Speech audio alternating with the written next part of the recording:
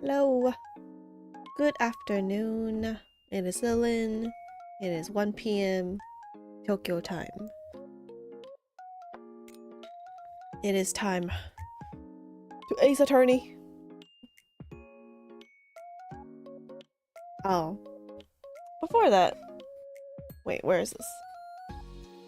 I see your armband. Yeah, thanks for the armband, Sarunani. Although, if you took it from somewhere, I don't know if I'm supposed to credit it or not. I'm not exactly sure. But if I should, let me know.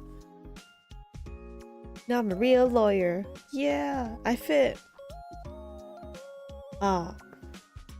I remember now, wait. There was a screenshot from my game. I don't know if that counts. Ah, then it's okay. Then it's probably okay.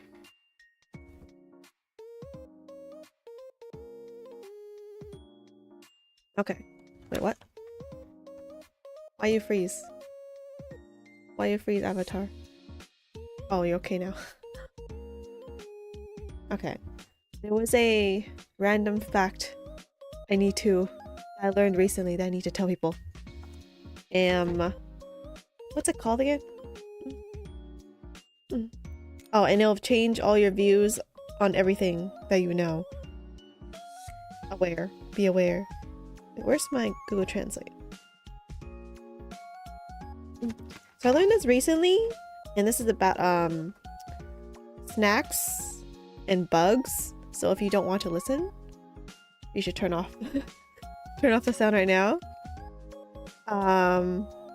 So apparently the red dye in certain food or snacks or candy flavoring, the red dye that is used are from these red bugs, and the name is cochineal color. So if there's a substance in one of your snacks, you know, in the back where it says the ingredients, if it has the word cochineal, I guess, they're made from grinding up red tiny bugs, like hundreds of them because they're very small, to make the red color. I learned that recently from someone, and I got a couple days ago, I got a souvenir, a food souvenir, and colorings are white, red, and green, and the red is from that pigment because that's what it says in the ingredients in the back. So now whenever you open any snacks or any food or cake or anything that is red in color, well, now you know they're made from bugs. So now I'm like, do I want to eat this red strawberry looking candy right now? Is my dilemma. I don't know if there's some of it's being used. I don't know exactly. I mean, I guess we all, you know, if you look close enough, everything's made of bacterias, and I forgot to put this on loop. Everything's made of bacterias, which are similar, I guess, to bugs. Which is why, by the way, I never, ever, ever, ever, ever look at, like, you know, you see those, like, what are those? The microscope videos or something. They're like, oh, let's look at this stuff under the microscope. I'm like, nope, because I know it's everywhere, because they're bacteria, right? They move and everything, and they look like bugs, and it's already all, oh no, I rather, for that part at least, be ignorant. Actually, no, it's not ignorant. I know it's there. I just pretend it's not there. Yeah. So yeah. Now you know. Red coloring, food coloring might be bugs.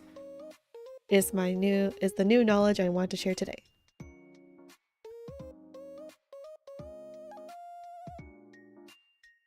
Ah, okay. I should at least tweet this, I guess. I forgot to do that. I changed my thumbnail for this too. Let's see. Hopefully today is the final chapter. Today is the final chapter. Also, next week, I may or may not... I don't know. I may or may not be busy. I don't know anymore. Things are meant, or they might change. Whatever, I'll just post this. Okay.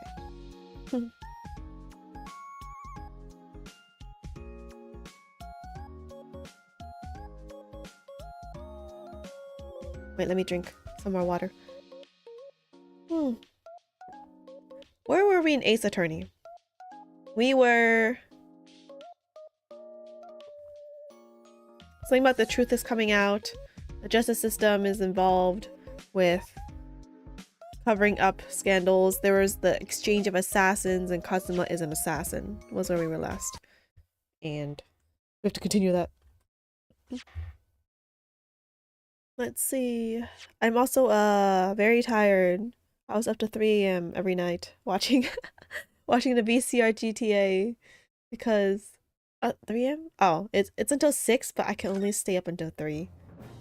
I'm like at elementary school. Stay up until 9 PM. Okay. Let me see if we can see the handband. Okay, I have this, right? Maybe I'll make myself bigger. It's okay. I'm gonna be in the way, but it's okay. I see everyone's avatar is always in the way. I'll be slightly bigger here. As big as. The left side, I think there's a bunch of stuff on the left side. Whatever, if it blocks something, let me know. I'll be bigger for today. I want to show off the armband. But also armband on my right hand. It is time. Ace Attorney Chronicles. Trial Part 2. Please be the last part. It's final, right?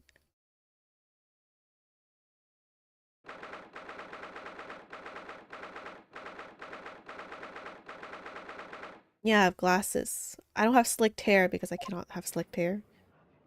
As a cat. All the unicorn guys. Before we begin today, I have a brief announcement. As with the closed trial 10 years ago, some astonishing facts have come to light in these proceedings.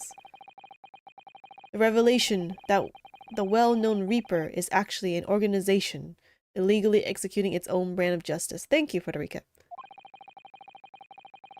In a discovery that a respected yard inspector was at its heart until he himself perished in an assassination plot. Yeah, that part was... I don't know who's the one that called for the execution. Is it Jigoku? Anyway. Well, I say to all members of the judiciary here present on this occasion, that we will stop at nothing to uncover the whole truth behind these disturbing findings. I don't know. He is so suspicious. He's been saying, like, do you dare disrespect or doubt our judicial system? So I don't know about this guy. I think he's also part of the mastermind. Counsels, you will undertake this trial with the resolve to pursue the truth to the bitter end. Resolve. Yes, that's my intention. That's the name of this chapter.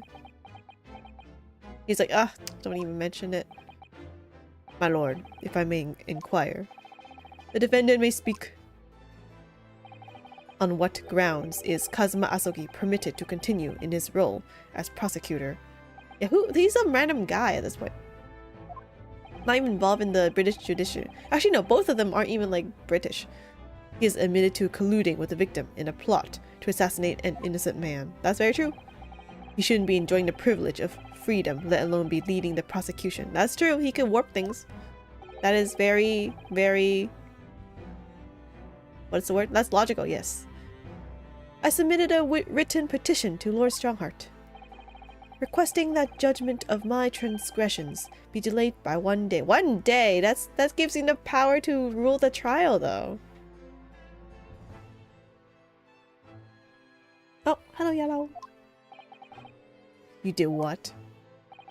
In today's proceedings, I intend to expose everything. My whole life for the last 10 years has all been leading up to this 1 day. He wants revenge for his father, Kazuma. Whatever the outcome of this trial, I give my word that I will accept whatever punishment is deemed appropriate, however severe. And I suggest you prepare yourself for the same, Reaper. I don't know if he actually thinks this guy is actually the leader of it. Does he actually think that? Or is he acting? Kasuma's bristling with hostility today. I get the distinct impression we're heading into very dangerous territory. Is that really even Kazuma-sama standing before us? Girl, it's been ages since you've seen this guy and you say this every single time. He is not the same person. He was acting this whole time. As an extreme exception to normal practices, I have granted this prosecutor's request. The defense finds this acceptable, I presume. Lo, the fate of the British Judiciary Court, like the fate lies in the hands of two Japanese, not even British citizens. I just find that kind of ironic. Yes, my lord. In that case, in the name of Her Majesty the Queen, I hereby declare this court to be in session again. Will we ever see Her Majesty? We resume the closed hearing of Barack Van Zieks. The defense is ready, my lord. The prosecution is more than ready. Very well then. This preamble has taken long enough. Prosecutor Asogi, begin! As you wish. As you wish, my lord. The prosecution calls the first witness to the stand. Bring Seishiro Jigoku into the courtroom. At last then, we reached the final battle. Please tell me. We say it's the final battle every single other trial. Tell me it's the final battle. He's putting literally everything on the line now in order to get to the truth. Come on, Ryunosuke. It's time for that steely resolve, because this is going to test it to the limit. The truth! Let's go.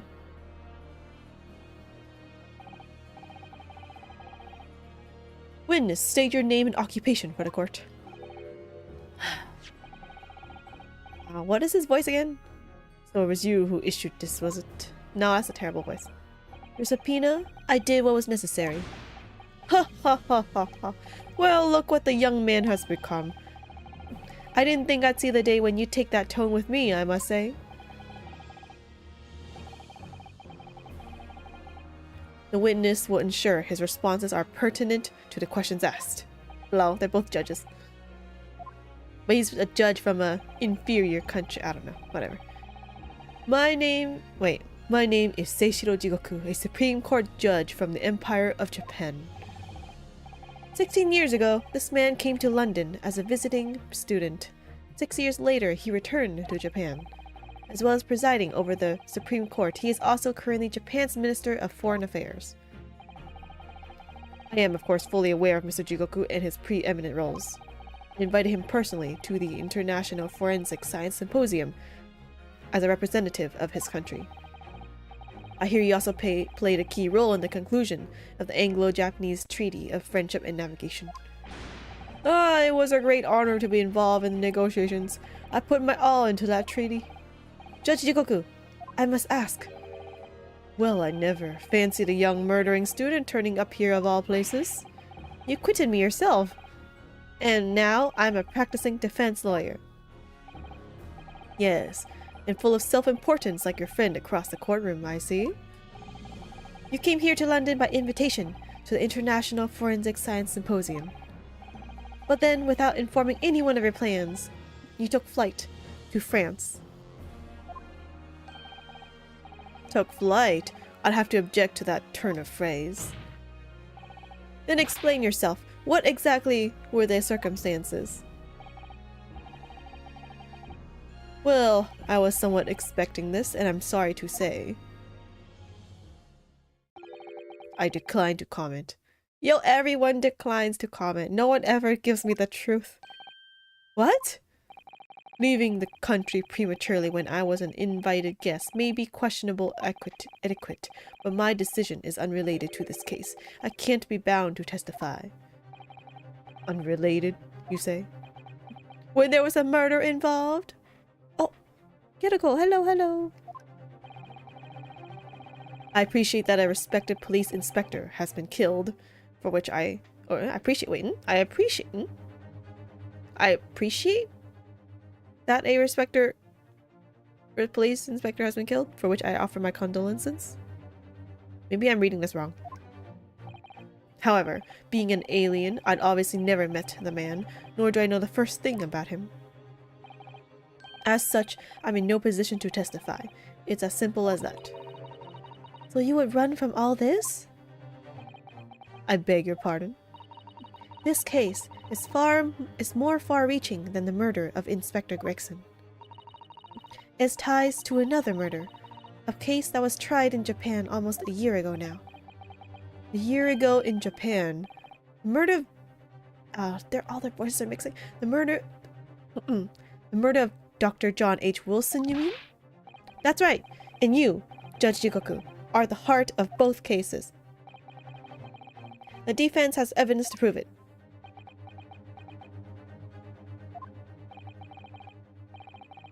Well, Ryunosuke, I see from the look in your eyes that you're resolved to carry this through to the very end, too.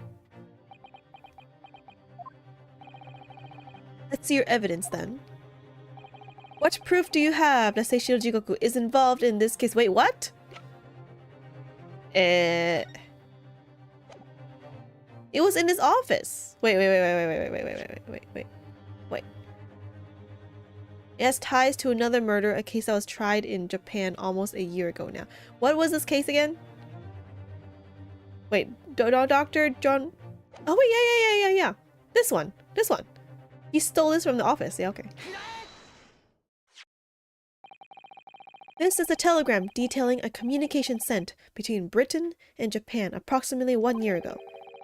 The communication contained 4 names: K. Asogi, A. Shin, T. Gregson, and J. Wilson. Mata! You little... Where did you get that? In Tokyo? From your office, Judge Jigoku. What? How on earth did you... we took some illegal means. Ha ha ha ha ha. What's all this about? Why is my name on the list? This list of 4 names follows a certain pattern. T. Gregson and J. Wilson are the names of victims. K. Asogi and A. Shin are the names of assassins. No! A year ago in Tokyo... Wait, does that mean... Wait, that means that... Was A. Shin that killed this guy, right? Yeah, the swan lady was there in the very, very, very beginning. Could I? Dr. John H. Wilson's life was taken in a Western-style restaurant in the capital. The culprit was found to be a visiting student who went by the name of Giselle Brett, but her real name was Asa Shin, a professional killer sent on a mission to kill from Great Britain. A. Shin and her victim, J. Wilson. And the murder that just took place here in London was the counterpart to that crime. An assassin sent from Japan, also a visiting student, Kazuma Asogi, whose victim was the British police inspector Tobias Gregson. K. Asogi and T. Gregson, one assassin from each country to kill a target residing in the other. But which is the British spy then? What exactly is the defense suggesting? These 2 cases of murder, one that took place in Britain and one in Japan, were masterminded by a pair of individuals from each country as a form of assassin exchange, which sounds very dumb, by the way. I don't know. It's like student exchange plus assassin. In the telegram, the defense has acquired is proof of this international contract to kill. What? Wait, how does Kazuma not know?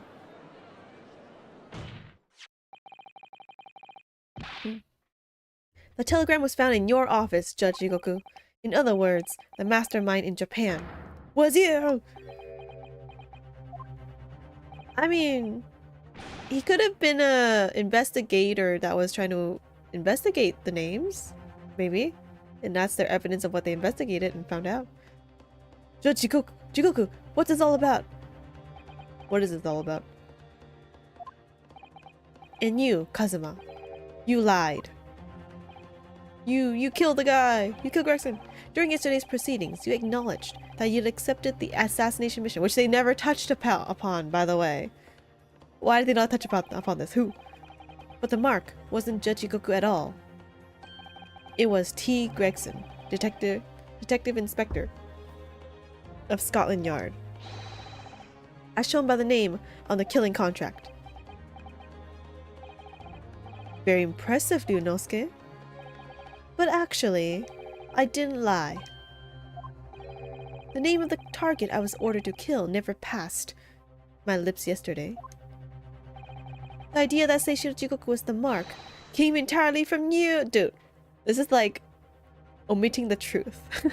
It's not lying, but it's omitting the truth, which you're not allowed to do that in court, right? You can't do that. Ugh. You deliberately avoided saying a name? Law, he'd be like, hey, I testified that I wouldn't lie in court. I didn't lie, technically.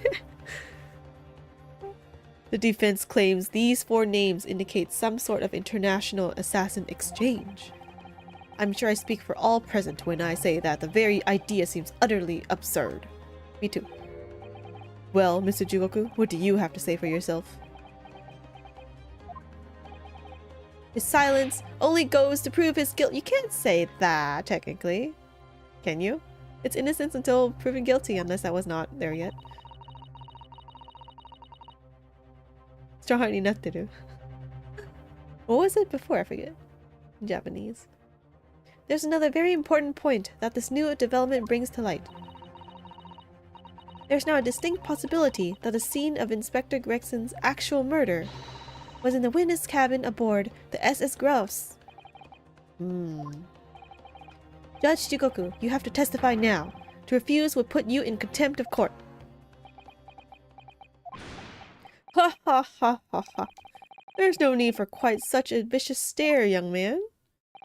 Very well then. As a parting gift to you all, I'll tell you everything I know. Parting gift. Parting from where? 日本語版では Heart Voltex さんですね。Heart Voltex? Oh, that's a very interesting name. Too. It seems this Japanese gentleman has information. Oh wait. It seems this Japanese gentleman has information that the court must hear about the alleged assassin exchange in the events of the night of the 31st of October. Present your formal testimony now. As you wish, my lord. Okay, it's time to cross-examine the assassin exchange. It's true that Kazuma Asogi was assigned the assassination mission 1 year ago now. He was? Target was Inspector T. Gregson. That was a condition of the British study tour. However, in the end, something happened that meant the young man was unable to carry out his mission. Oh, that was the murder, the supposed murder. On the evening in question, a member of the crew was on duty outside my cabin at all times. Member of the crew was on duty outside my cabin, okay. In question, okay. If there had been a shot fired, the crewman would have heard it, so clearly I can't be involved. So you admit it then. As this communication suggests, there really was an assassin exchange arrangement between Britain and Japan. A political endeavor at the highest levels, not something I can discuss here. To use such a worthy practice as a foreign study to coerce somebody to commit murder, it's the most appalling thing I've ever heard. Appalling? Well, it's easy to judge. Pardon? Asogi had a reason for taking his sword to that British inspector, you know. What? Which is why he accepted the mission in the first place. Isn't that right, Counsel? Are we actually just gonna let it go where, you know, there was assassin exchange, but okay. Kazuma-sama? Judge Jigoku, if you are the mastermind behind this operation in Japan, then tell the court the identity of your counterpart in Britain. Well, he just said it's the highest levels, he can't tell. Yeah, exactly, right? I'm not obliged to divulge that information. As I said yesterday, I've killed nobody. I freely admit that I accepted the mission, but on the night the plan was to be executed, I backed out. In short, this assassin exchange that the defense has identified is unrelated to the events of this case. Ah man, I would say he's the most suspicious suspect, but it was a fact that he was not killed by the sword, so like, but he's still very, very suspicious. You would think he'd be like almost like culprit number 1 or suspect number 1. The crucial point is this: your police inspector can't have perished aboard that steamship in Dunkirk, because if he'd been shot in the cabin, it's inconceivable that a member of the crew wouldn't have heard it. I guess so. Do we have silencers yet in this era? That's right. Gregson was killed after returning to London in the room on Fresno Street. And the perpetrator of the crime was the Reaper, Barak van Zieks. The prosecution's accusation remains unchanged. To think that a seemingly innocent foreign exchange program was a facade for such Machiavellian dealings. Clearly, it's a plot only a government minister and high-ranking judge such as the witness could hope to execute. So are we just gonna let it go? I seem to recall that it was someone on the British side who controlled everything. It must be him! It has to be him! He's the most suspicious guy ever. Be that as it may, it is not the place of this court to pursue this villainous assassin exchange plot. We're concerned only with the tangible events pertaining to the murder of Inspector Gregson. I hope you guys go through this assassination. Like, investigate that, though. That's very important. Is the defense clear on that point, counsel? Maybe, but we need the truth of both sides to know the truth. Yes, my lord. I'll keep that in mind as I cross-examine the witness. Yeah, but it is... Okay. Okay. Time to mata everything. He was assigned the assassination mission 1 year ago now. Mata! Mata! I need to be like, higher. Mata! A year ago, when Kazuma was still in Japan then?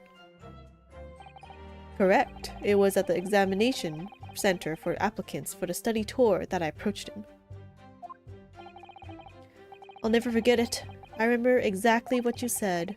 You just came out and asked me for forthright if I'd consider traveling to Britain on an assassination mission. Well, who the heck just be like, hey you! You're a student studying law, right? Are you interested in, you know, going to Britain and going assassinating someone? Yeah. You know, just a simple thing. You want to try? Try it out? You're free to refuse. Surely not.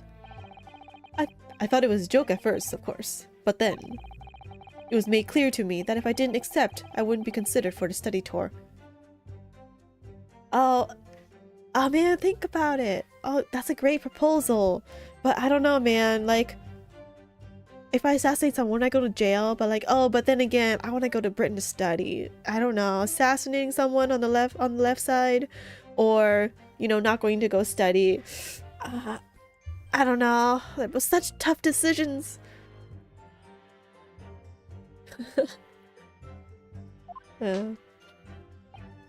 So you agreed to it just for that? I mean, I know how much you wanted to study in England, but like, assassination? He's like, yes. Yes. The Empire of Britain had accepted a proposal from the British Empire at the time, an agreement to send a student from each country to the others to deepen cultural understanding and friendship. These are all in quotes, by the way. Cultural understanding and friendship. Assassins.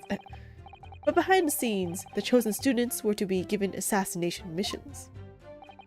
I had no choice but to accept the proposal that originated from my British counterpart. Why? Why didn't you expose the plot there and then? He has no power, man.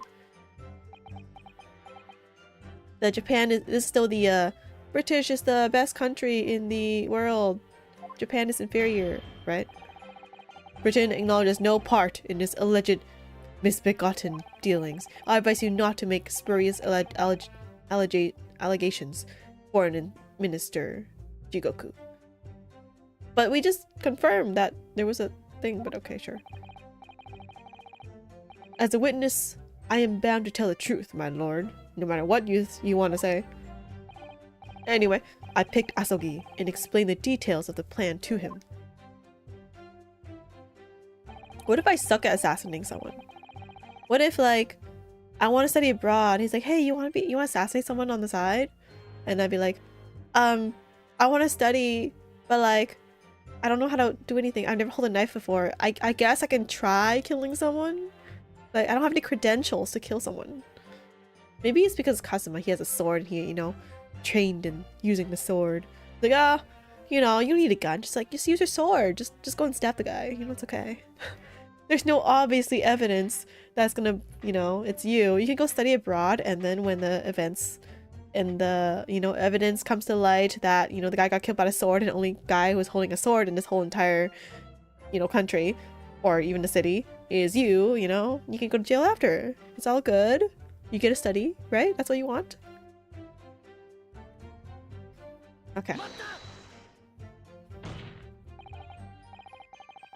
Why Kazuma? Why did you pick him as the assassin?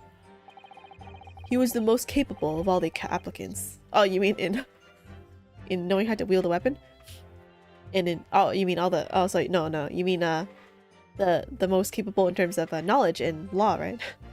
And in addition, I knew his desire to travel to Britain was very strong. In fact, it was almost more than a desire. It was his whole purpose in life. Yes, as his best friend, I can certainly attest to that. The way he threw himself into his studies, the way he pursued becoming qualified as a lawyer, it was all ultimately for that one single goal of being accepted on a study tour to Britain. And of course, we know the reason behind that. He was determined to find out for himself the truth about his father, Genshin Asogi. There's nothing I wouldn't have done to get here. Be that agreeing to assume the role of an assassin, or betraying people's trust. Well, you certainly did a fine job of betraying mine, Asogi. But why was Inspector Gregson the target? I have no idea. Those are the orders from Britain. I was in no position to question them. You have no idea? Really? I find that hard to believe. Oh, do you? Judge Shikoku was once a visiting student here in Britain. Himself, of course. Perhaps he has some connection with Inspector Gregson from that time. The defense really ought to catch up. With what? With the fact that assassin exchange has absolutely nothing to do with the case under scrutiny here. Yes, I've already admitted to recruiting Asogi. However, in the end, something happened that meant that the young man was unable to carry out his mission. You know what happened here, but... Oh, Mata too. Mata! I presume you're referring to the incident that occurred during Kazuma's passage to Britain in January? When, he supposedly died? The awful tragedy that took place on the steamship. Word arrived at the ministry some 2 weeks after the ship's departure from our shores. The visiting student had been killed, but his body had somehow gone missing in Hong Kong. The news was wired to me from a detective I'd placed on the ship to accompany the assassin. Does he know? I forget. Obviously, Kazuma didn't actually die at all, but he did lose his memory, including all details about his special mission. Unless that was a fake. Did you not consider dispatching another assassin at that point? That wasn't possible, simply because Britain doesn't accept any others, right? That black-clad young student over there had already put himself forward as Asogi's replacement, and there was no way to stop him from reaching Britain. Sherlock Holmes did correct then. There was no more assassins except Asogi. My hands were completely tied. So Mr. Holmes' strategy worked perfectly. He predicted everything that would happen. Months later, my memory returned, but I never intended to go through with the assassination mission anyway. So you were playing me right from the outset, were you? Is that it? I mean, I guess you could just be like, yeah, I'll do it without actually doing it. I'd sooner be guilty of that crime than of taking someone else's life. I was prepared to do whatever I had to in order to get myself here to Britain. This line of questioning has gone on long enough. All the court should be concerned about in the testimony given by this witness are details related to his relationship with Inspector Gregson and the victim's murder. In that case, as I've already made perfectly clear, I had no connection to the man or his death. And you have some means of substantiating this plea? On the evening was outside all times. Were they really? They were probably bribed. Outside your cabin in the first class area of the SS Grouse, you mean? Yes, that's right. Not least because there was a murder of a student passenger earlier in the year, I imagine. The liner operators have taken to posting a crewman outside every first class cabin door. I can confirm the presence of the crewman guard myself. What do you mean? Because I accompanied Inspector Gregson to Dunkirk that night. I witnessed it with my own eyes. There was a well-built crewman standing guard directly in front of the door to the witness's cabin. He was bribed. At that particular time, of course, I'd gone to the ship's dining room for dinner. The inspector and I asked the crewman to allow us into the cabin while we waited for Judge Igoku's return. I suppose Inspector Gregson was there in his capacity as the Reaper. He was intending to take the witness's life. Exactly. As I've said numerous times now, I had no intention of killing anyone. So the crewman let two potential assassins into the cabin he was supposed to be guarding? Yeah, I was like, why did they let him inside the room? Not the most convincing of sentries, really. In truth, those were my thoughts too. But anyway, I stayed to talk with Inspector Gregson for a short while, and then I left him there and made my way off the ship alone. Was the guard still at the door when you went? Yes, he glared at me as I walked past. You see, that proves it. I don't know. He got bribed. Crewman would have heard it, so clearly I can't be involved. The crewman who was standing directly outside your cabin door, you mean? That's right. A muscular man with a permanent grim expression on his face. He didn't once move from that spot. To be honest, I thought he was a miserable fellow. But as it happens, he's a vital witness now. There's no doubt that Gregson was killed by a gunshot, and it's inconceivable that a crewman standing just outside the cabin door wouldn't have heard that. But wait, what about the ship's enormous steam engines? The noise of them could have drowned out the sound of the gun being fired. Nah, just easier. He was bribed. Sadly, young judicial assistant, that won't wash. Huh? You will recall that my cabin was in the first class area of the ship, which is, of course, the quietest. Don't imagine for a moment that's anything like steerage where the judicial assistants go. I didn't mean... Lol, he'd be like, you poor plebeian soft room. You guys don't know what first class means. But a hole like that made by a bullet was found in your cabin, Judge Igoku. That's compelling evidence that a gun was fired in there. What's that? Wait, was that a bullet hole? Oh, yes. You're talking about what the detective uncovered in the wall yesterday, I presume? That was obviously a rotten panel eaten out by woodworm. No doubt he didn't find an actual bullet. That's the hole in this argument. Sadly, I was unable to arrange for the crewman to be brought back to Britain with me. But obviously, if a gun has been fired in my cabin on the night in question, as the defense implies, I would have been arrested on the spot and would have never made it to Britain in the first place. Very true. The witness's logic is sound, since no gunshot was heard from the witness's cabin on the night in question. We must assume that the witness is telling the truth. I'm glad you've seen sense, my lord. Silencer, and if it's not silencer, he was bribed. I think the second one's the easiest. I know Kazuma's already admitted to taking on this incredible assassination plot, but even so, hearing it confirmed by somebody else is still a real shock. It's unforgivable! Using Kazuma-sama's feelings to manipulate him into agreeing to such a despicable plan! But he agreed to it. I think Kazuma manipulated Judge Igoku too. He completely double-crossed him. Oh dear, it's hard not to see that as a stroke of brilliance on Kazuma-sama's part. Oh, are you on his side or not? What's going on? One way or another though, Gregson ended up dead. I really think that the murder must have happened aboard that same ship. So you mean Judge Igoku must be lying? I know I shouldn't let my emotions cloud my judgment. But you must destroy him, Mr. Naruhodo. Well, that was fast. Okay. Condition. Something happened. It was outside. I think it has to be this guy, right? So, oh wait, no, not Mata, not Mata, not Mata. Oh no. I'll drink some water.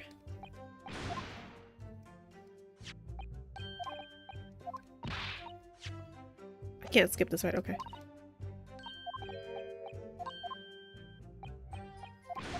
Huh.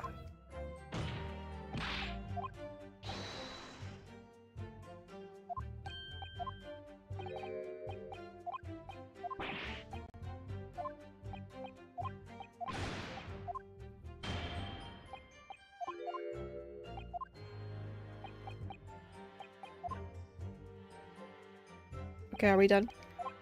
Nope. Nope. Drink more water. Okay, finally. Okay. All the way here. And then present. Which one could it be? Oh, wait. If the shooter should leave notice. Wait. There was a small machine part Mr. Holmes found. It's clear it's the missing crown of Inspector... This thing. Maybe it's the one before that. Wait, go back.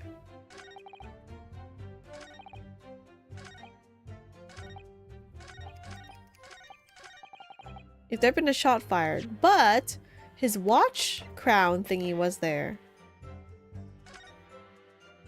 Wait, what's this one? Practice evacuation.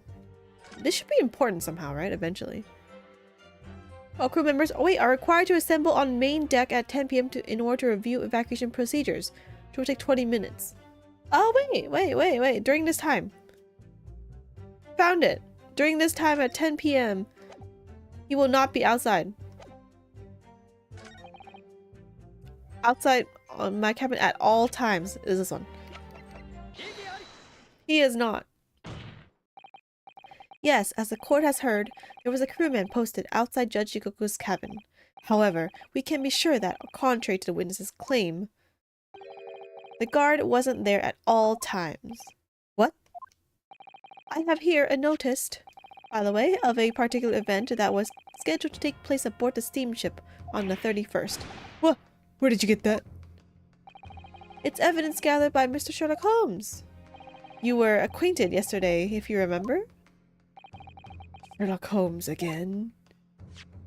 According to this itinerary, after leaving the port of Dunkirk at exactly 10 p.m. and for a period of 20 minutes, all crewmen of the SS Grouse were to gather on deck for an evacuation drill. All crewmen were away from their posts, and during that 20-minute interval, of course, any gunshots emanating from your cabin would have been heard by no one. Look at his face. He's like, oh, dar, you found out. In summary, Judge Goku, you had ample opportunity to commit the crime. Ugh. I like his suit outfit more than his other outfit. A 20-minute window opportunity. That's an excellent find, Ryunosuke, but amounts to nothing. Why? Because the witness clearly stated in his testimony that no incident occurred in his cabin unless you have some decisive evidence that can show his testimony to be false. Your accusation is nothing more than conjecture. It's the crown! Very true. Well, counsel? I have evidence! Inspector Gregson was killed in Judge Goku's cabin that night. I'm certain of it. Because the defense has the evidence to prove it. You will present the evidence for the defense at once, counsel.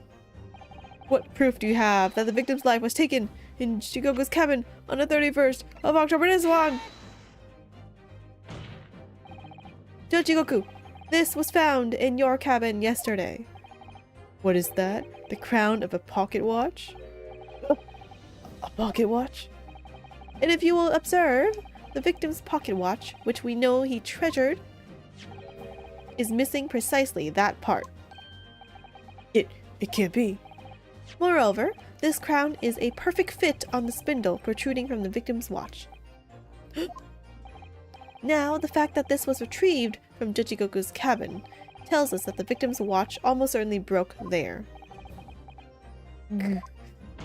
Which means he was killed. In other words, the victim was killed on the 31st during the 20-minute evacuation drill.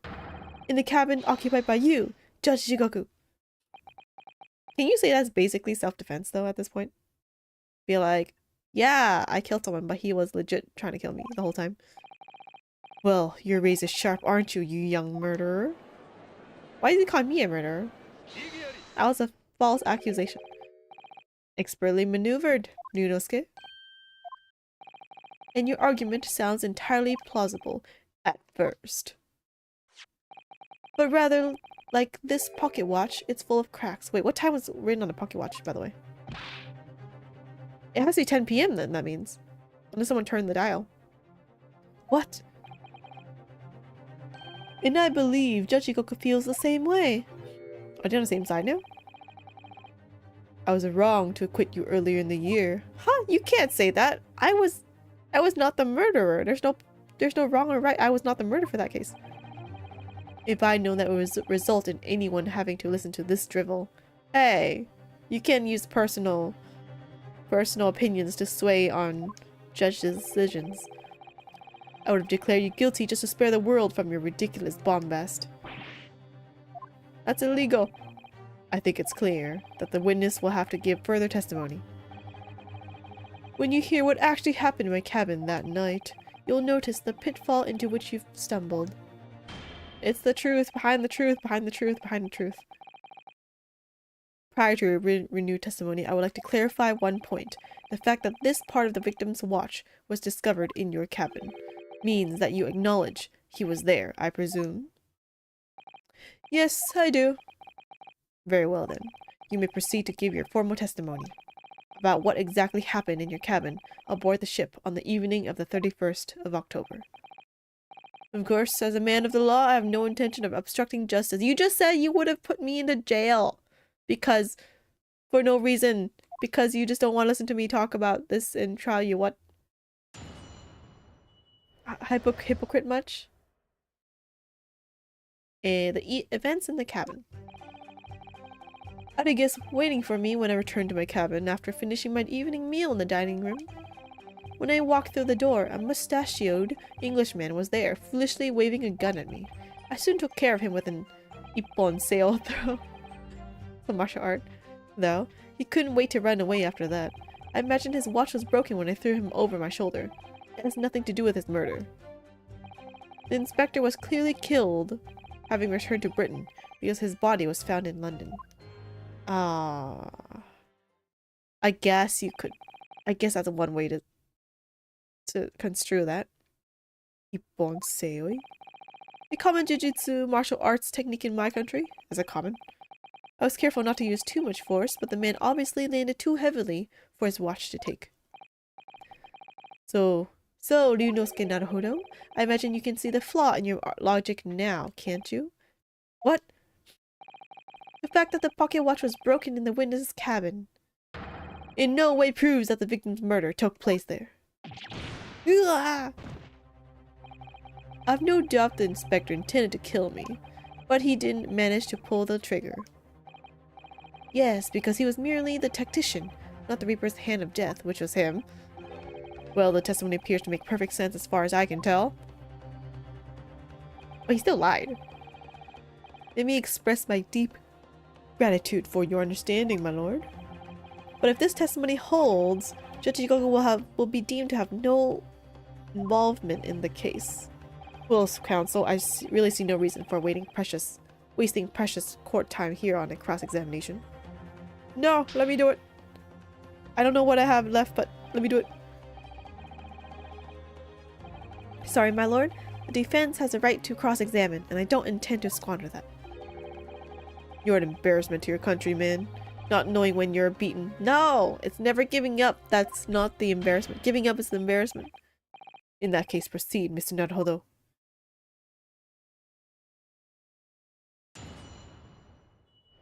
Okay. Waiting for me when I return to my cabin. Okay. Mata! Because the so-called guard posted at your cabin door had just let your killer pass, you mean? Apparently, Gregson told the crewman he was a police inspector, which was the truth, of course. He wouldn't have had his identification with him, though. That's true. He gave it to someone else. He had his trench coat and mustache, not to mention a bag of chips. I mentioned the crewman was convinced. But the man accompanying him would have had two swords slung across his waist. Around his waist. You mean me? You mean me? Who else? Yes, that's true. You would have hoped the sight of a few swords might have set off alarms in the guard's head. The point is, I left the cabin before its occupant returned, and I immediately disembarked the ship. Certainly, all I can tell you is that only the inspector was waiting for me when I arrived back in my cabin. And you enter without any inkling of suspicion? That's right, none whatsoever. When I walked through the door, mustachioed Englishman was there foolishly waving a gun at me. Obviously, you're talking about Inspector Gregson? Yes, though at the time I didn't know the man's name, and there was no time for introductions. I value my life over manners. By which you mean that the inspector was there to assassinate you, I suppose? That was certainly the impression given by the gun pointing in my direction, but I've never seen the muzzle of a revolver shake about so much in all of my life. Anyone would think the man had never shot somebody before. Believe it or not, most of us haven't. Anyway, there was no time to call for the help of the crewman at the door, so I dealt with the man myself. The crew. Wait, what did you do with it? Okay, wait. So you threw him, right? And he ran away? Even though the man had a gun? That was a very brave move, wasn't it? Ha ha ha ha. My ippon seoi is far faster than a bullet, I can assure you. But surely all that commotion caused the crewman to come in, didn't it? Yes, of course. He burst in immediately without knocking. The inspector hurled himself at the stocky fellow and just managed to slip past him to make his escape. The outstanding guard does it again. Luckily, there wasn't many situations I can't get out of using a quick ippon seoi throw. Wait, so what? So the crewman saw the guy, right? I imagine his watch was broken when I threw him over my shoulder, and it's nothing to do with his murder. The crown snapped off and the glass covering the face of the watch was cracked. Okay. Preferable to the man's head being pulled off or his spine cracking, wouldn't you say? Not that the man was spared for long. A bullet to the chest soon saw to that. But the point is, the broken pocket watch doesn't prove that a murder took place. Absolutely not. All the watch proves is the power of my jujutsu throw. Whatever you say, it doesn't quite ring true that no shot was fired in that cabin. Because there was an obvious bullet hole in the wall. Ha ha ha ha. What are you talking about? That's what the star of your lowbrow detective stories told you, is it? Well, I don't care for such fiction. Haven't you worked it out yet, you little stripling? No murder took place in my cabin. So wait, he waved the gun but he didn't shoot anything, is what they're saying, right? The inspector was clearly killed having returned to Britain because his body was found in London. Mata! But there's no evidence that proves the victim ever returned to London alive. Just take a moment to think that idea of yours through now, stripling. Yeah, who carried the body, right? Unless there's an accomplice. What? If the inspector was killed on the steamship in France, how on earth could he have gone back to Britain? When people die, their bodies remain at that same spot. It's a devil of a thing. Well, then, obviously the culprit must have moved the body. How exactly? Carrying a corpse off a ship in your arms would raise a few eyebrows at least, don't you think? The suitcase! He had a suitcase! That could fit a person's body! Oh my god, wait, there was a picture. That's what I was like, why the heck do we have a picture of these three? No, not these three. Of these three. I'm like, why would you? The suitcase is big enough for a body. Gregson was in here this whole time. Oh my god.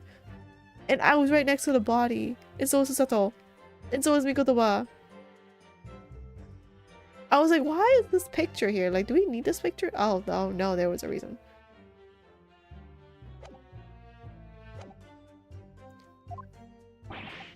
Well, yes, that's true, but you see, I got it all figured out. All passenger luggage is inspected when it is unloaded from arriving vessels. Oh, wait. Inspected when it is unloaded. Oh, wait, then I don't know. And I would like to think that the border police would carry the corpse of an English gentleman as hand luggage. No, it's okay. Maybe he bribed the guy. Are you saying maybe they open it or they don't open the luggage? If the murder had taken place aboard the ship, you would imagine the body would have been disposed of at sea. There would be no sense in risking being caught by attempting to transport the body back to Britain. Ugh, that's killed that idea then. No, we still got it! But perhaps not. Mrs. Sato? We've heard that the first-class cabins passengers were under constant scrutiny by the crewmen posted to guard them, which would mean that the culprit had no opportunity to dispose of the body in the sea. That's true. Yes, that's true. So transporting the body to Britain may have been the only viable alternative. Dear me, you really are new to this, aren't you? Hey, it's been 1 year. I thought it'd been perfectly clear, but it seems I'm going to have to explain it in words you can understand. I think I ought to alter my testimony with your consent, of course, my lord. I have no objection. State your minute's testimony now. What do you say? There is no possible way I could have transported the victim's corpse back to Britain, except through a suitcase. Can I mata this? Mata! There's an idea. Think about it, Stripling. All passengers and... Oh, wait, darn it. Oh, okay, wait, this is new. All passengers and crew disembarked at the same time and passed through the same checks at the border. Symposium guests were then driven straight to the hotel in carriages organized by the ministry. And we met you as soon as you arrived at the hotel. So you did. Well then, remind me, did I have a corpse over my shoulder at the time? The luggage! The luggage! What? No? So we're in agreement then. I couldn't possibly have brought the inspector's body back to Britain. Unless, of course, they've developed some clever device these days to instantly move things from A to B. I wish we did. Funny you should say that. Professor Harebrain's invention didn't actually work, if you remember, Mr. Naruhodo. Yes, of course. The defense has become unusually quiet, I notice. Yes. Yes, because there's really nothing more to say. Okay, I got it. It's luggage. That's why I had the image. So that's his story. Well, I suppose if you think about it, whenever you drop a teacup in the office and it breaks, we don't say, Mr. Naruhodo must have been murdered there, do we? What? Is that a veiled threat about what might happen to me if I break another one? And the fact is that the Inspector Rickson's body was found in the little room on Fresno Street. If he really was killed in Judge Ikoko's cabin... Wait, I just realized. Judge Ikoko wouldn't know, right? I assume, where Rickson's secret room is, right? Because they never met before, I assume. Maybe he gave it to, like, in the hotel, he gave it to, like, the British people who actually knew about Rickson and then who knew about the Reaper activities. Or maybe he gave it to the Reaper and the Reaper is the one that put it there. I don't know. There's no way Jikoko could have did it by himself alone. The body would have been moved somehow, obviously. Transporting a dead body over a country border. That would be impossible for the majority of people. So there must have been some special circumstances that made it possible for the culprit then. That could be a vital realization, I think, Mr. Naruhodo. It's the luggage.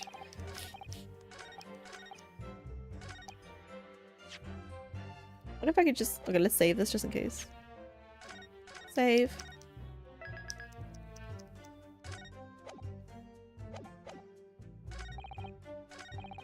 Okay, I think it's the luggage, but do I just show the picture of... Oh wait, maybe just this one. Yep. There's no possible way you could have moved Inspector Gregson's body, you say? I would say the opposite is true. And what's that supposed to mean? far from being impossible for you to do. The transporting of Inspector Gregson's body back to Britain is something only you could do. What are you talking about, Ryunosuke? As well as being a judge, Mr. Jikoku is also Japan's Minister of Foreign Affairs, which means he's exempt from having his luggage searched when he enters the country. Yeah, that's what I thought. Or he bribed someone. We learned that when we first met you upon your arrival in London... Oh, did he say that? Did he? Well, those passport checks and luggage searches at the border took rather a long time. I must say I'm very envious of your ministerial status. You didn't have to go through any of that, did you? I knew you were jealous. Ha ha ha ha. Ah. I don't remember that, but okay. I presume you recall this, Judge Jikoku. It's a photograph we took in the foyer of the hotel to mark the occasion. As the court will note, you have with you your large travel trunk. Actually, now that I think about it, when you take a group photo, who puts their luggage with them in the photo? I always try to, like, you know, put all my luggage and backpack or whatever I have with me, like, away and outside of the photo. But okay, sure. Let's pretend that he brings the trunk with him to his photo shoot. Large enough, in fact, to have a corpse inside. Mr. Naruhodo, you're not suggesting that he met us with a corpse inside? I am afraid I am, yes. 3 days ago, when we were chatting innocently with the new arrivals from Japan in the hotel, the body of Inspector Gregson was just meters away from us, inside Judge Jikoku's trunk. That's just so terrible, by the way. It's like, I was talking with you about your trip, and then you had a dead body inside this whole time. Order! Order! Order in court. I'm skeptical, counsel, that a grown man's body could fit inside even the largest travel trunk. Have you seen that trunk, dude? It could. Because I happen to know that the witness himself, a man of considerable size, fits inside his trunk. I know, right? I was like, oh, why in the trunk? Oh, because of that. Although... that's so weird. Is that why he brought a giant trunk? Why did he bring a giant trunk from the beginning? In verifying that would be extremely simple, wouldn't it, Judge Jikoku? You just need to go inside. Oh, I just realized. I remember what I was thinking. He hid himself inside the trunk where he put a corpse of another person's dead body? Is what I just thought just now. I'd be like, I don't know if I want to be in the same space or compartment in a trunk where I stuffed some other dead guys inside, but okay. I mean, he had no choice, but still. But inside his trunk! How horrifying! And after we'd spoken with you at the Great Waterloo Hotel, you had the opportunity to visit the apparent scene on Fresno Street. You did? Taking your trunk with you in a cab to deposit the inspector's body. I don't have to listen to this nonsense. Dr. Gori, the coroner who examined the body, has confirmed the possibility. He's acknowledged that there are signs that steps may have been taken to disguise the true time of death. Maybe the pocket watch time? The onset of the body's decomposition could have been delayed by storing it in a refrigerator. Oh, he also put it in a refrigerator. Counsel, as I remember explaining yesterday, refrigerators of the requisite size are few and far between. Yes, I'm sure they are, but one place they're certainly found is on large ocean liners. He also contaminated our food. He put the dead corpse in a fridge next to all our produce and our food. I don't want to eat that. Is that even sanitary? Probably not. Maybe, I don't know. Such ships are equipped with electrically refrigerated cold rooms to keep food fresh on their long sea voyages. And the SS Grouse is no exception. Professor Mikotoba told me about it only yesterday. Well, Judge Jikoku? Wait, did he say that? I mean, he must have paid someone else to get the fridge. However much you prolong this debate, you can't eliminate the truth. All the evidence points to you being the killer. There's no evidence, though. There was no evidence that he killed the guy, unfortunately. It's all circumstantial evidence. Ha ha ha ha. Well, this is all very heartening. I can see that it was a wise move letting Asogi and Ute embark on this study tour. You just said the opposite. You were like, I should have jailed you. What are you talking about now? Logical reasoning, of course. All court proceedings will be built on logical reasoning in the new century. And I can see that you've both laid firm foundations for that already. Jojikoku, please! Stop diverting attention from the issue at hand. The defense has made an accusation against you. How do you respond? Respond? There's really no need for me to respond, is there? Why ever not? Because there's no evidence. No conclusive. Because before you can even begin to answer the question of when the victim was killed, you must first establish one key fact. Where was the victim killed? It's quite logical. Oh, you mean the bullet? Is he talking about the bullet? The actual scene of the crime. The prosecution's stance is unaltered. The killing took place on Fresno Street when the gunshot was heard. As the accused, Rob Van Zeeks shot the victim at point-blank range. Since no tangible evidence exists to disprove the prosecution's claim at this time, the defense's deductions amount to little more than elaborate fairy tale. Yeah, exactly, right? I'm afraid that's how the logical reasoning the British are known for really works, young stripling. Yeah, it's all just circumstantial. The victim was shot in that little room on Fresno Street and died instantly? I'm afraid it's the prosecution's claim. That's the only fairy tale here. Don't tell me there was like a dying message or something inside the trunk. How can you say that? Quite simply. Because that claim directly contradicts a certain piece of evidence in our possession, which I don't remember. Wait. We're not on the same page, Ryunosuke. Very tantalizing, counsel. I think you had better explain yourself to the court, don't you? The prosecution claims that Inspector Gregson died instantly. Well, I mean, okay, the instantly part, okay, sure. When he was shot at the scene on Fresno Street. I mean, he doesn't have to die instantly. He could have died, like, slowly. But this evidence clearly contradicts that claim. I think it's the watch time. I feel like it has to be the watch time.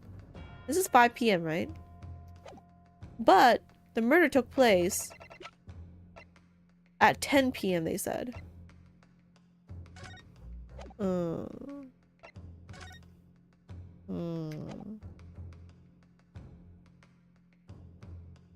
Wait, this was in his... This was in the suitcase, right? Wait, no, it was in the cabin. So he must have dropped it, maybe. Maybe when he was dead. He wasn't dead. He was in the suitcase. Gregson was in the suitcase. He wound it, and then, because the time's different, he wound it to 5 p.m. for some odd reason. I don't know yet. And he dropped it, and then for somehow, I don't know how, when Jigoku took the body out of the suitcase in Fresno Street, he forgot this thing that looks huge, by the way, so I don't know how he could have forgotten. Maybe it's not that big. Maybe it's smaller. No, it looked huge. Maybe the suitcase. Maybe this thing. Is this related? What's inside again?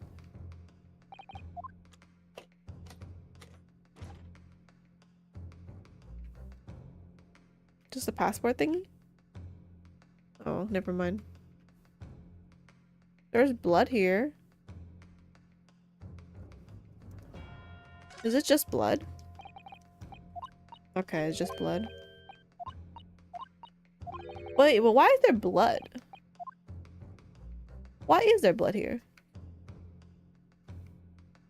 I haven't figured that out yet.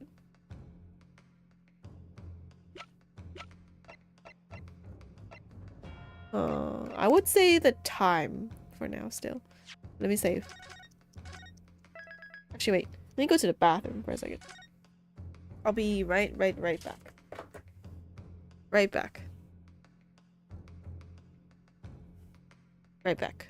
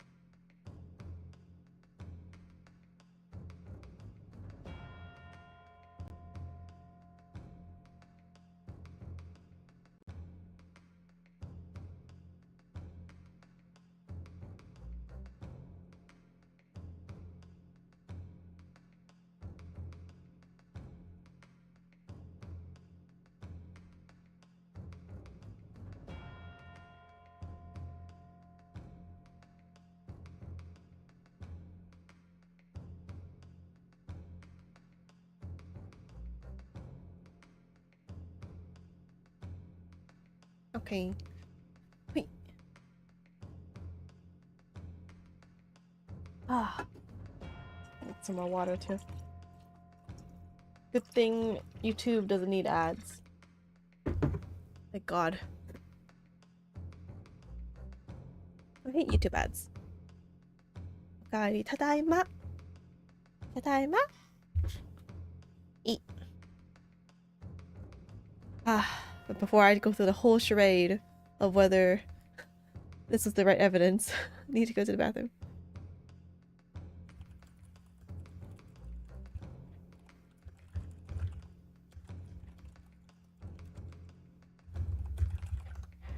Okay. Okay. Good.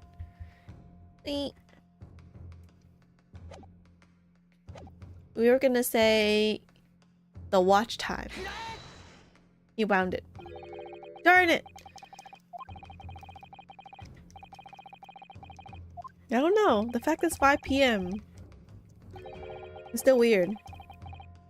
Perhaps my Japanese friend's inexplicable thinking is why people talk of the mystique of the East. He's saying that I give them the terrible reputation.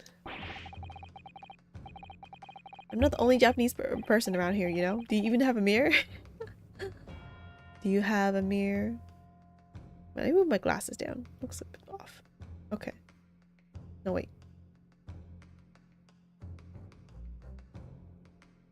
Why are you tilting weirdly in my glasses?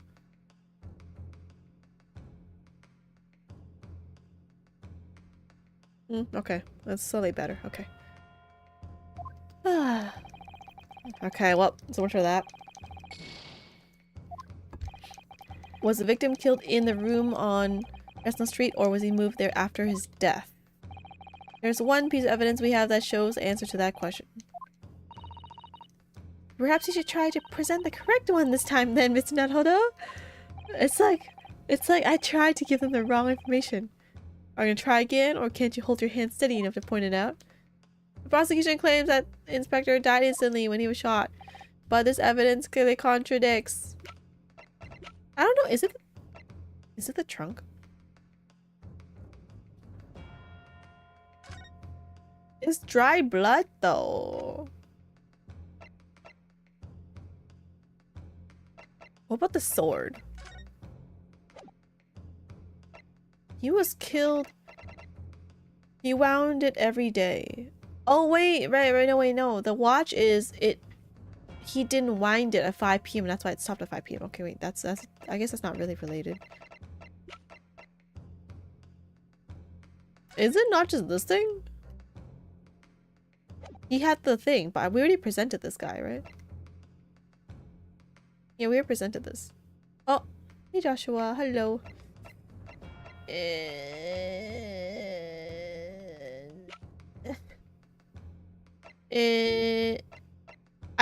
I think maybe it's the blood on the trunk. It's removed from the scene on Fresno Street, right? I'm just gonna click it. Okay, I need to think about this more. Oh. Okay. Okay. I got it. What? Okay, wait, what? Which contradicts what? Oh yeah, I clicked the wrong button! That was the wrong button! Okay, wait, no, that one didn't count. I was trying to click something else. Shh. Shh. I wanna click history.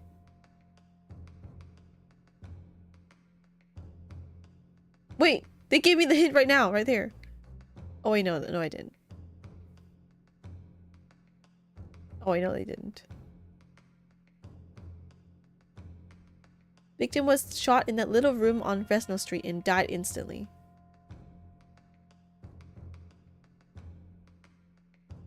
Shot in that little room on Fresno Street and died instantly. Is it the instantly part that we want to talk about? Wait. Maybe it's his autopsy. I mean, the autopsy makes sense, right?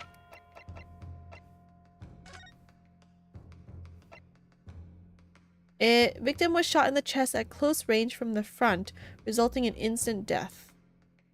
Scorch marks at point of entry. It does say instant death though. A bullet exited the body from behind.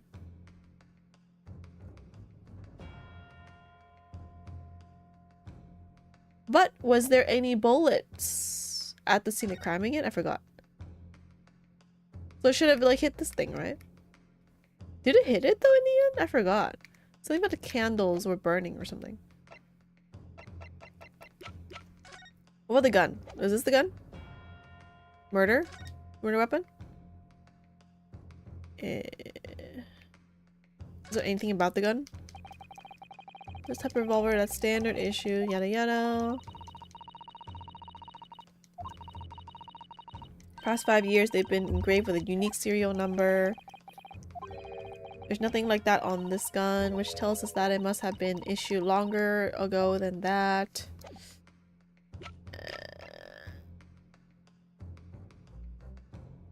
I don't know. This one had the thing for winding, right? This one is the one that wound the clock.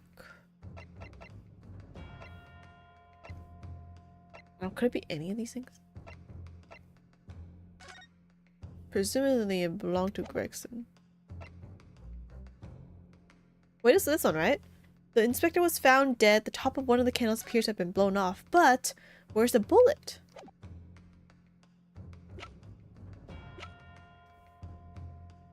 Wait, wasn't this thing the one that— wait, well, I forgot last time. What did we say about this? Can I like click it and then you tell me? Candle was used as a sort of timer device to set off the firecrackers. I thought we talked about it. This was the sound of the supposedly gunshot sound. It's not actually the gunshot. I wonder if there aren't any more possible uses for a timer device. Oh no, that's whatever. You don't need this. It got shot. There's no bullet there though. Is there a picture of the wall? Time of death is not possible. Except the body from behind. So it should have hit here, is what they're saying. But there's no bullet. I thought we talked about this then. This is like sound of the gunshot.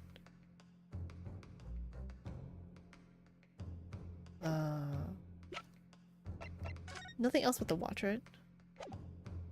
What's the point of the crown, by the way?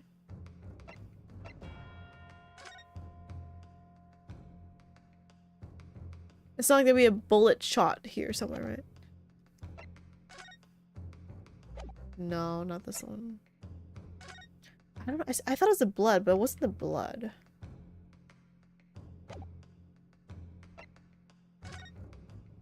Permission to travel. This is the one from before, ages ago.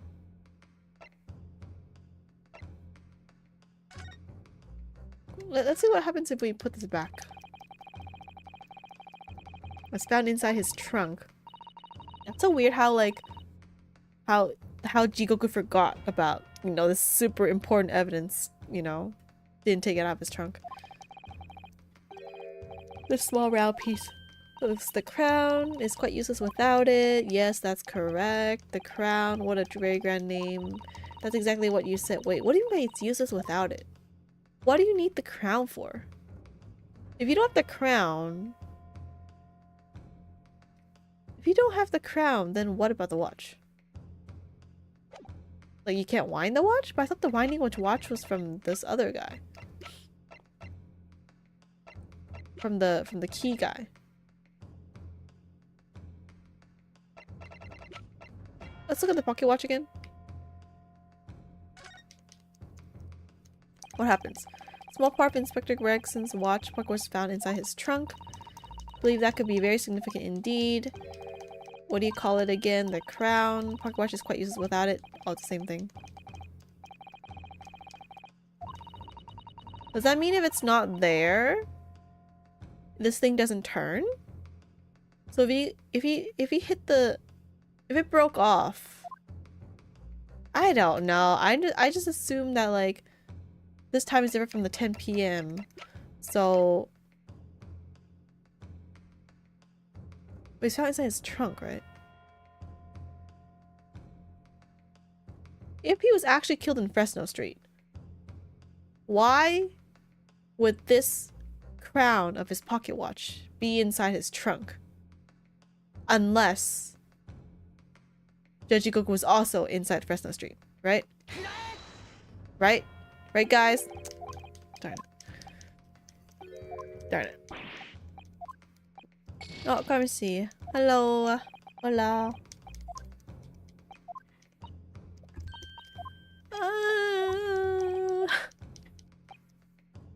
Yeah. Not instantly when you shot. Instantly! Was it the word instantly?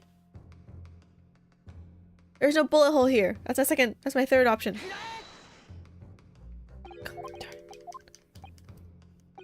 I feel like I'm like on the right point, but I'm giving the wrong item.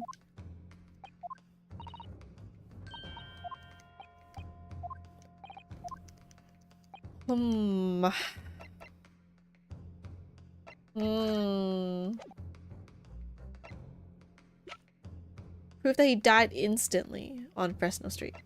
Proof that he died instantly. The blood? I already clicked this though. He died instantly. Instantly. On Fresno Street. What if I just effing give him the stinking watch? Wait, I already did that. I did the watch in the trunk already, right? And the crown.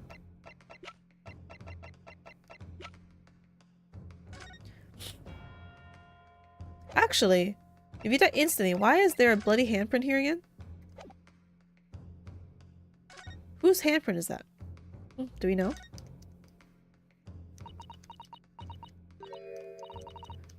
What's this? Look. Yep.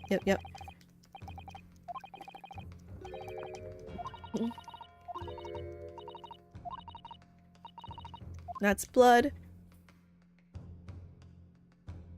If you die instantly, that still supports it though. If he died in that room and there's a bloody handprint. Which means his fresh blood was there.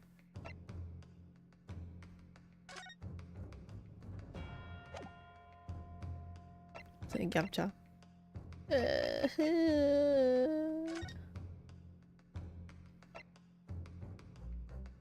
On the chest. Instant death. But this one does prove it's instant though. Because well, I mean, assuming the coroner is correct, it's instant death, as it says here. Except the body from behind. Except the body from the behind. Did he move? I mean, the blood is on the floor, though. It looks like it does look like fresh blood on the floor. Can I give him his trunk as evidence? Like, there must have been blood in the trunk, right? Wait, maybe he... Wait, how did he kill the guy through gunshot and there'd be no blood in the trunk? I think that part's impossible.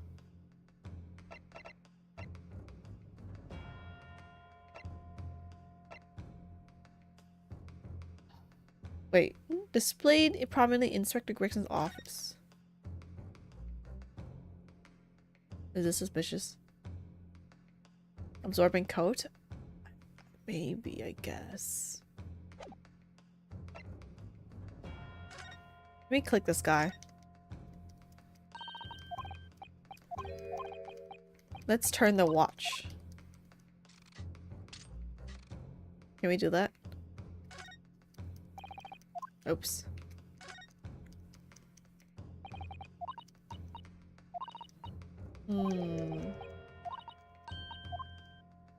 Nothing, okay. The murder weapon.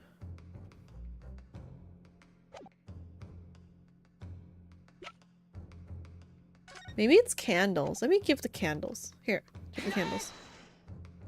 Oh, man. I don't know. I haven't figured this out yet.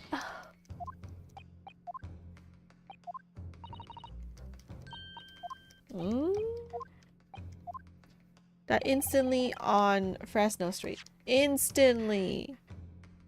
Died instantly when he was killed on this, at the scene on Fresno Street.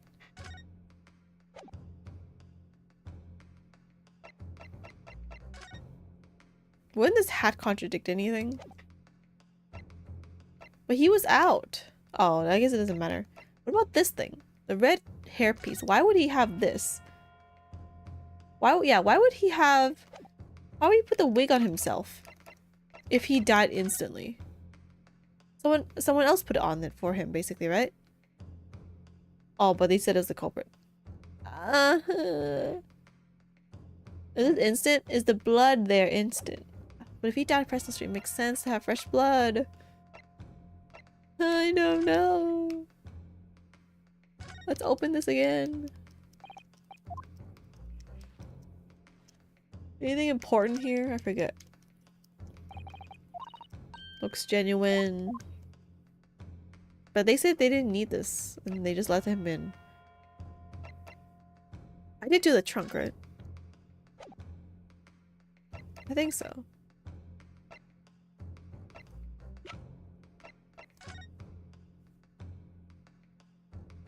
Is it the sword tip that's inside? I don't think so, though.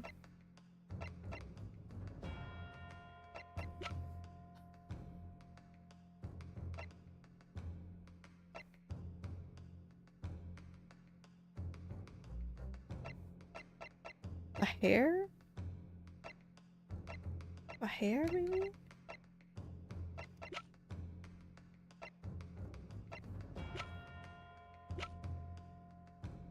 Let's go through them all, man, at this point. Go through them all.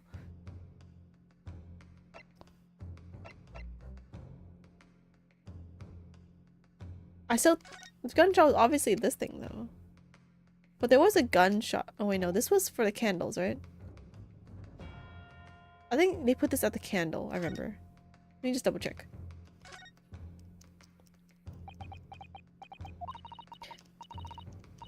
I think the candle lit this up. Yeah, they tied a rope around the candle. And then when the rope caught fire, it would go to this thing. And it sounds like a gunshot. Yeah.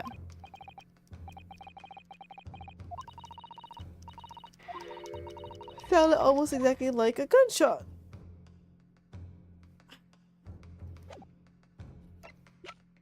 Let's give this as evidence. It was that one. What? Wait, I went through like so many saves. Let's load that again.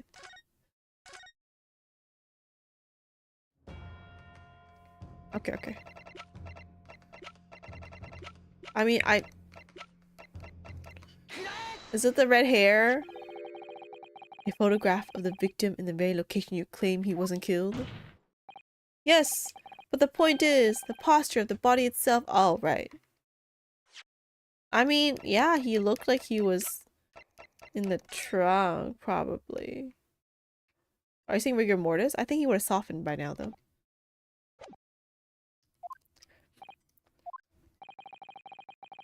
If Inspector Gregson had been shot there in that room, it's out of the question that his body would have been curled up in a ball like that. Is it?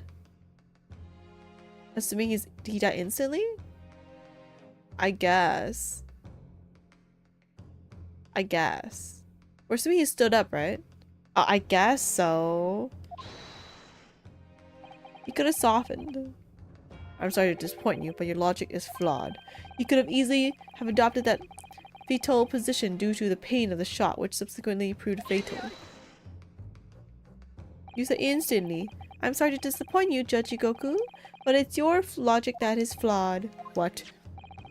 According to this autopsy report, the victim died instantly. He would have felt no pain, much less have been able to drop himself into that position. Maybe the culprit moved. You know? Kicked him over. Maybe he kicked him and he looked in that position. And put the wig back on the victim. Which begs the question of why the victim's body is curled up in that way. Though the answer should be abundantly clear by now. You're suggesting. The inspector's body took on that posture ahead of its arrival on Fresno Street, before it was coldly turned out on the floor, from the inside of a large travel trunk. No! You're quite right! The shape of the body! It looks exactly as if it had been kept in a confined space.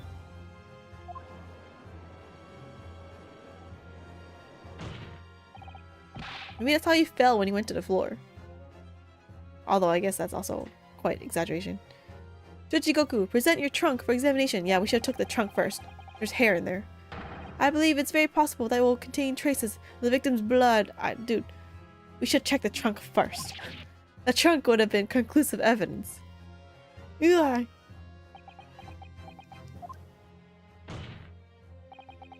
Present my trunk, I refuse. Maybe that's what he would have said anyway. What? On what grounds?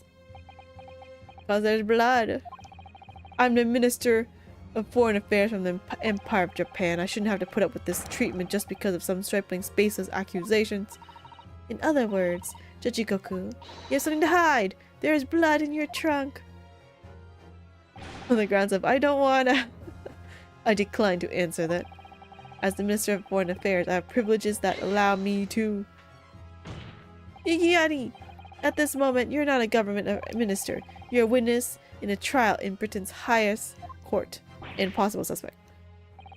I don't care who you are or what your status outside this courtroom might be. You will not withhold information. Nothing is more important than the truth. Yeah, you can't just be like, I have power and authority. Order in court. Well, Mr. Jujigoku, what's it to be? You can't be serious. You did it? Oh, dude, he thought Reaper was the thing the whole time, man. Dude. You worked under him. You should think he would not, it was not him. Have you no shame at all, Kazuma Asogi? What? Very well, I admit it. I did bring the inspector's body into the country. Inside my trunk, exactly as postulated by the defense. What? You, dear God, outrageous. But why am I surprised? I'm the one that gave the theory. So it was you! You admitted to Inspector Gregson. No! I admit to nothing more than what I've said. Oh, so he didn't kill him, he just took a dead body. Okay, sure. Of killing the man, I certainly have no recollection. How do you not have any recollection? What on earth is that cryptic statement supposed to mean? I merely disposed of the inspector's body, which was left in my cabin, in order to avoid unwanted attention. As the judicial assistant over there pointed out, I had no chance to throw it into the ocean. So, I decided my only option was to bring it into Britain with me and dispose of it somewhere else. Okay, maybe he can't be tried for murder, but he can be tried for, something of dead body, right? You can't still deny it. If you didn't do it, then who on earth did kill the man? As you know, there was one other person in my cabin that night. He had the opportunity. Oh, are you saying Kazuma? And moreover, he'd already accepted a mission to take the inspector's life. Oh, yeah, dude, I thought that the whole time too. I'm like, that's right. Who else could have been? It was you, Kazuma Asogi. I mean, he was very suspicious though. Like, you can't be like, yeah, I accepted assassination mission, but it wasn't me. You know, I accepted it, but I changed my mind at the last minute. I didn't do it. You.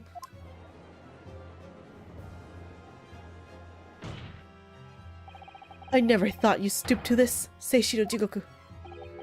You've taken the words straight out of my mouth, Prosecutor Kazuma Asogi. You thought by leaving the body in my cabin you could pin the crime on me, did you? Ah, okay, we're going there now, okay. Well, the prosecution counsel has already admitted to visiting the witness's cabin on the night in question. Yes, on an assassination mission, no less. That he ordered. That you ordered. You're like, yeah, I told this guy to kill him, by the way. And you know the guy died. It wasn't me. It was the assassin. Which actually makes perfect sense. Except for some reason the other guy was the one that killed disposed of the body, but you know. Maybe why would he do that? Why would he refuse to kill the guy? Sorry. Let's say he wanted to kill the guy. There's no way, why? If he accepted the assassination mission, there was no reason to betray Jigoku though. But okay. Unless he wanted to kill two birds with one stone. I don't know. There's no point killing Gregson though. There was no motive for him. Unless the whole point was to pin the crime on Jigoku. And take some innocent, well, I don't know if he's innocent, but you know, somewhat innocent person's life. So, what do you make of that, young stripling? You've heard my testimony now, and that's all I have to say on the matter. I'll admit to nothing more. I don't believe this. Counsel for the defense. What is your position now? The court awaits your response to the witness assertion. The assertion that on the night in question, the victim's assailant was in fact Mr. Kazuma Asogi. This isn't the dead end it seems to be. The answer's right in front of me, is it? It comes down to Jigoku or Kazuma. If they're both denying it, who could it be? Is there a third victim? Maybe it's the crewman. Both of them have the opportunity to kill Gregson, but only one of them did it. Is there a third person? The crewman technically could have done it. Who else could it be?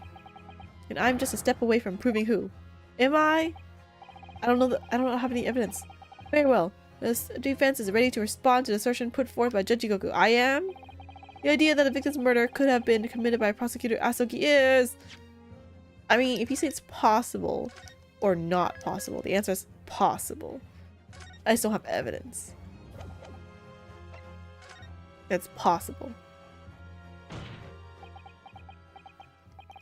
Well, it is possible, my lord. If you say possible, not possible, it's possible. I didn't say whether you did it or not. What? How could you? Do you think I want to believe it? But the fact is, I can't say with complete certainty what actually happened because I wasn't there. I know, right? You disappoint me, Ryunosuke. What? Are we talking about bonds and friendship right now? We're talking about logicalities, man. If I may, Mr. Naruhodo. I think perhaps that's why we form opinions based on evidence. Ah, so true. Wait, that's what I'm saying though. If you're saying possible, not possible, it's possible. And actually, we have evidence that can settle this argument conclusively. We do. My lord, the defense would like to present evidence in support of... Before you plow on, being ignorance of what just occurred, counsel. You must be penalized for that short but embarrassing you uttered a moment ago. That's it? I thought I could just brush past it if I was quick enough. Never mind the penalty, Mr. Naruhodo. The truth is all that matters. And Jigoku, let me remind you of something you said only a few minutes ago. I mean, it's possible, dude. You claim that logical reasoning is the future of the judicial process. It is, no question. Well, logical reasoning can prove something here. It can? Namely, that it would have been impossible for Prosecutor Asogi to commit the crime. Huh? Also, new BGM. It is? What? Is it the fact that it was a bullet? The court will only accept an argument that is supported by compelling evidence. So present what you have, counsel. What proof is there that allegedly demonstrates the impossibility of Prosecutor Asogi's involvement?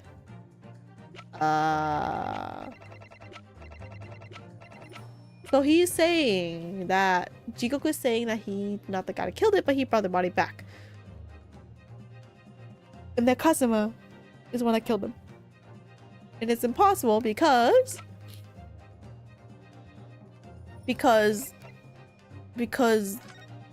the sword tip was inside here and he didn't use a gun, maybe? His sword was not lodged in the body? The guy was killed by a gunshot? Is that not why?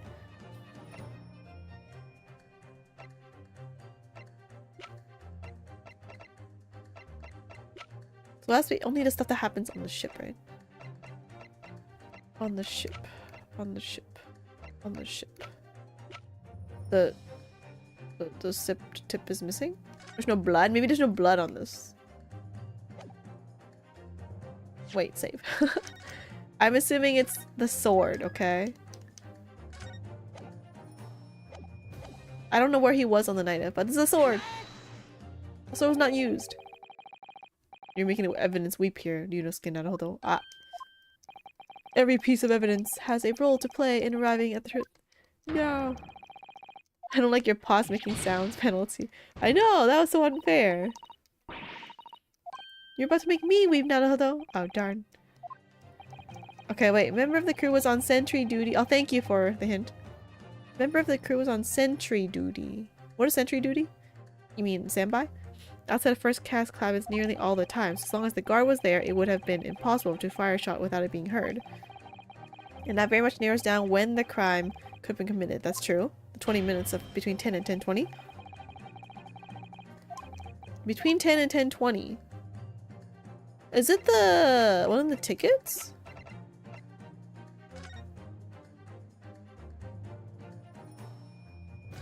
It stops at Dover for how long? Yokohama, departure 11, time they came on from Japan. It called at Dunkirk on the north for a night before arriving in Dover.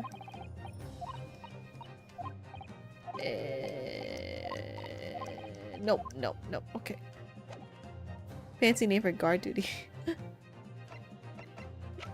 He was off the ship. We had to prove he was off the ship, right? Maybe? By a certain time?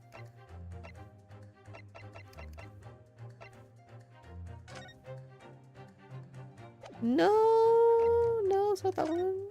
No, no, this is the other guy. It wasn't the sword. It's 20 minutes. Maybe we talked about this before, but I forgot about it. The ticket that says impossibility of his involvement. What's the schedule of the ship again? Someone have the schedule? We don't have a schedule. He was at home or something. I don't know.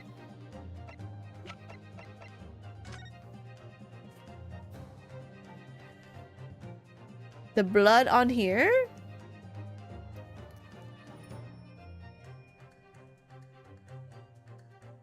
There's no blood on the knife, technically. But he could, I guess he could have used the gun? I don't know, man. Let's go with this evacuation drill. Oh, that was correct.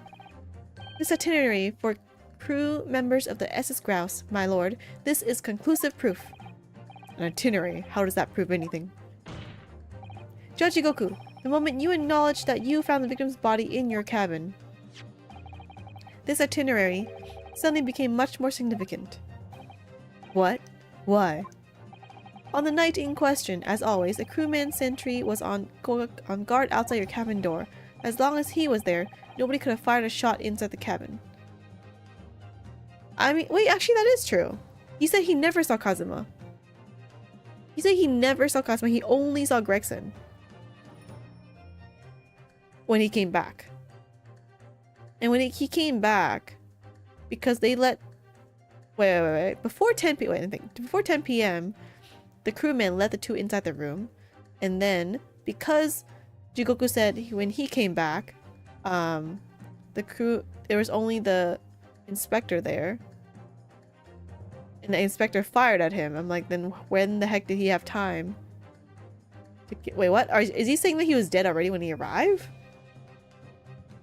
I don't even know. I don't exactly know what's going on. Okay.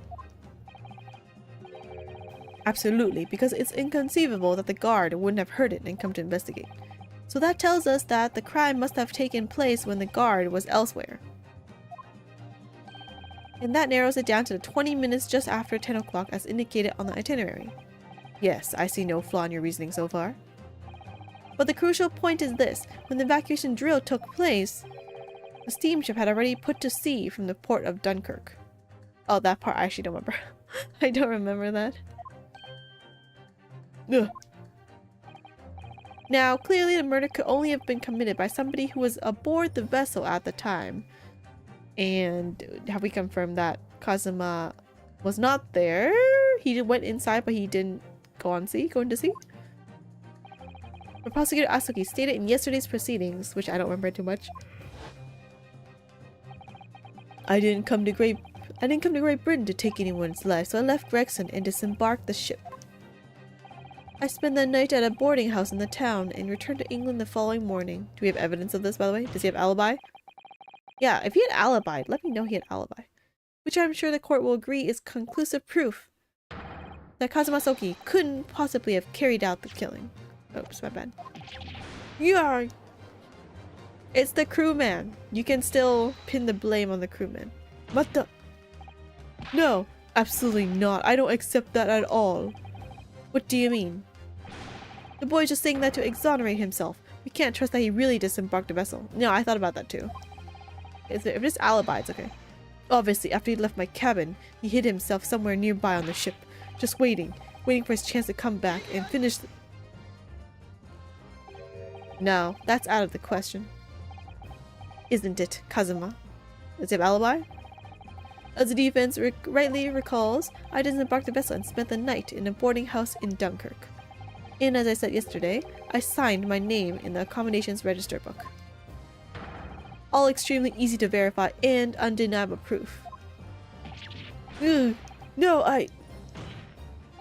there's no escape this time. It was the crewman. You can forget that you're a judge or a government minister. It's time you gave the court an honest answer as a common man. You killed Inspector Tobias Gregson and transported his corpse back to Britain. Then you dumped the body in the room on Vessel Street and made it look as if the murder had happened there. That's what really happened, isn't it? Seishiro Jigoku. It was that damn trial 10 years ago. That's when all this began. Wait, what's going on? What's happened 10 years ago? Looking back now, my fate was decided that day. I was doomed already. Wait, what? Earthquake. Big earthquake. Ah! Wow. Wait, what? What's going on? Why did it fly into the air? It's over! My life is over. Wait, what? What happened? My controller was shaking like crazy.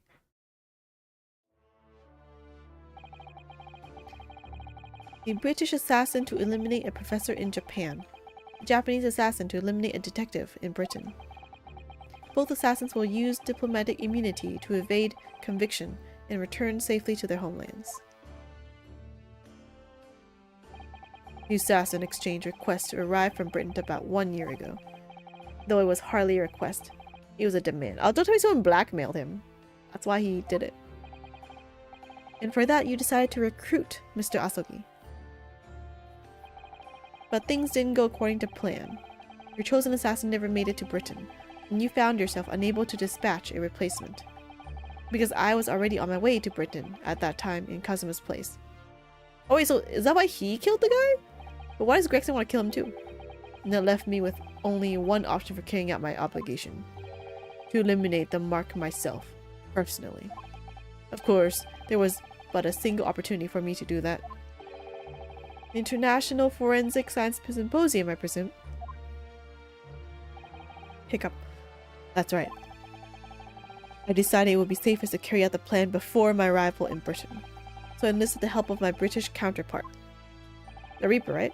And made arrangements for a pretext that would take the inspector to Dunkirk. To lure the man in, he was given a sham mission by the Reaper. So the Reaper is the culprit? What? The Reaper? Yeah, see? That's the only way he would have did it. But there's only one person who could have done that. The mastermind of the entire operation.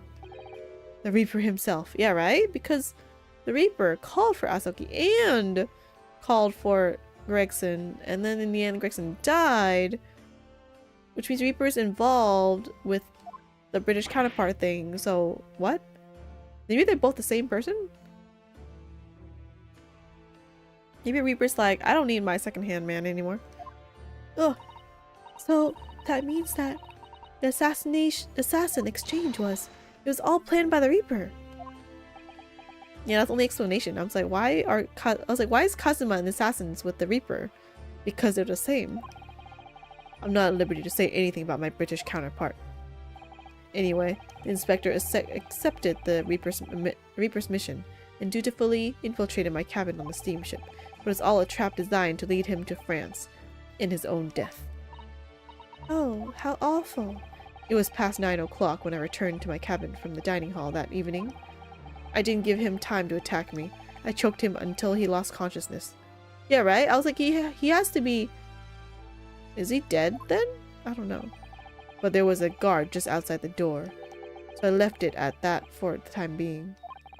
Even the slightest noise might have aroused suspicion, so I bided my time, waiting. For the 20 minutes after 10 o'clock. Wait, so he's unconscious? In his room or in the trunk? I'd intended to finish him by strangulation, but moments before I had the chance, he suddenly came round and went for me in a reckless move. Oh, Gregson, right? It must have been his own gun then. I received the British issue gun 16 years earlier, being a member of the judiciary as a visiting student. You get a gun as a visiting student, but okay. I never imagined I'd have to use it for something like that. So the revolver belongs to you, does it? Then the victim was killed inside your cabin on the SS Grouse. Which begs the question of why you arranged for his body to be discovered in the room on Fresno Street.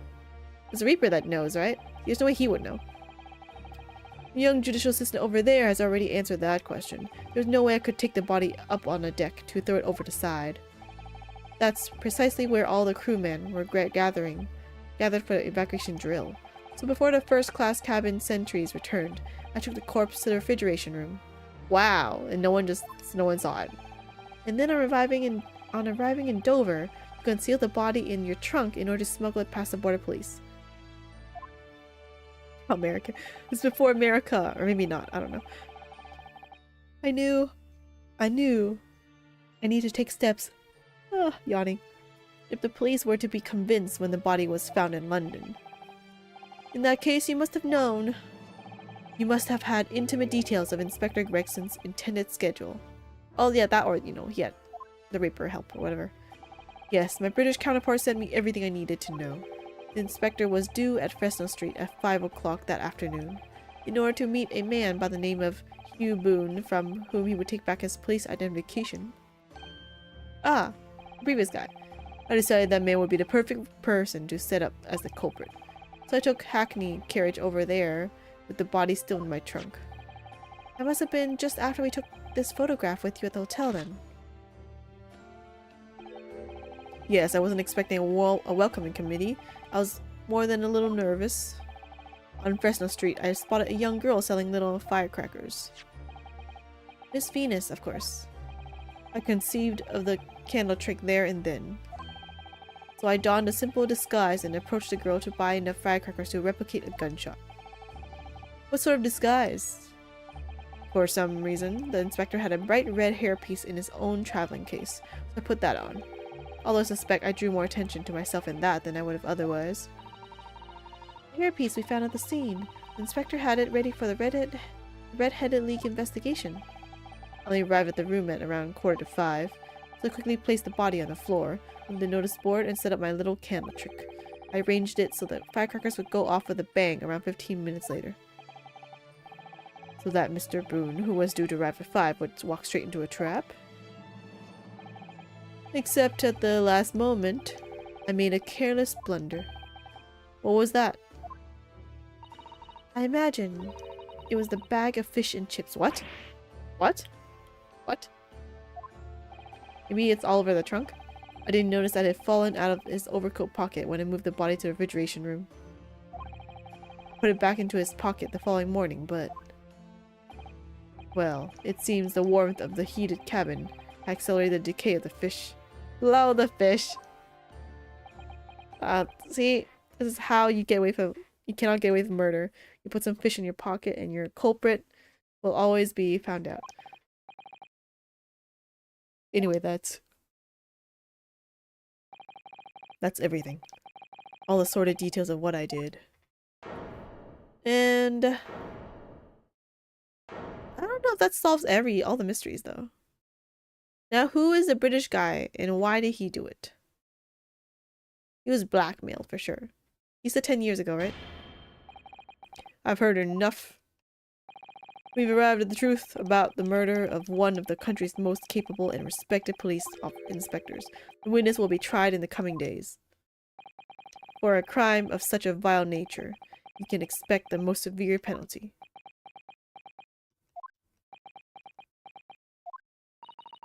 An exchange of assassins. What a foolhardy idea. Yeah, why? Mr. Jigoku, one last detail. Who was your counterpart in Britain? Who was the mastermind behind the assassin exchange? Yeah, he give me a try, but like he's not the mastermind. Nothing you say now can make matters any worse for you. Just tell us. He can't. Yeah, enough. I've already told you that I cannot say. Even though, as things stand, you may very well never set foot in your homeland again. Is someone like hostage? What are you waiting for? Can we get this over with now? It's finished. All of it. He looks like Samurai from the back somehow. I'm finished. No! That's not the truth yet! Then in the name of Her Majesty the Queen, I now pronounce the findings of this court. This man before us has admitted to the willful murder of Tobias Gregson. Lol, there's no point in that.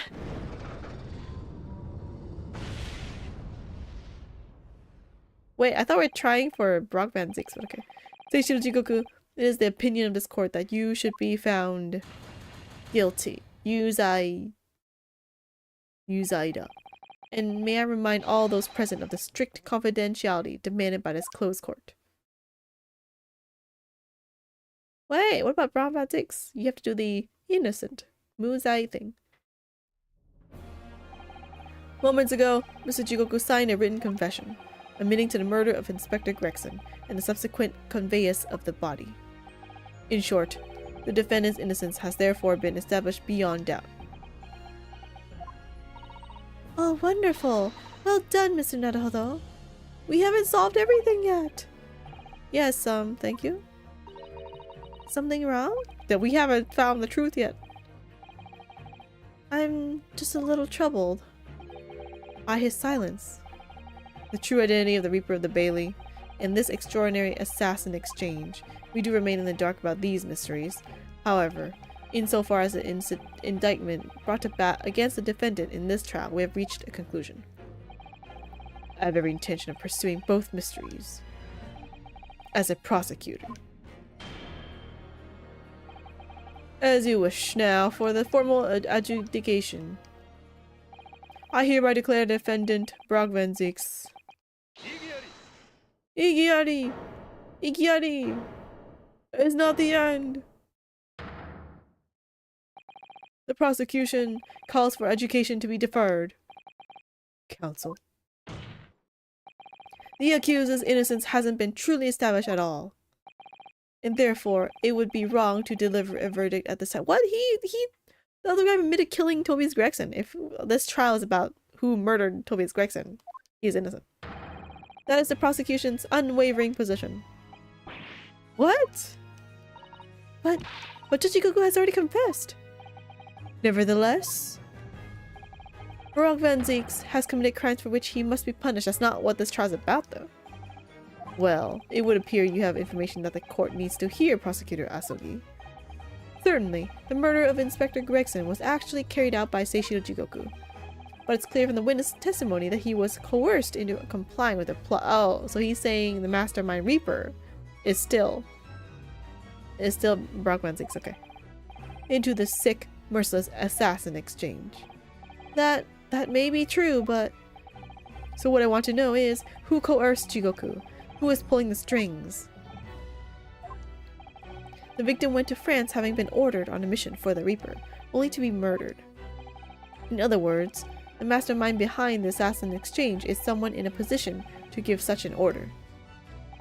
As we've already established, the Reaper himself. Well, certainly, that would appear to follow.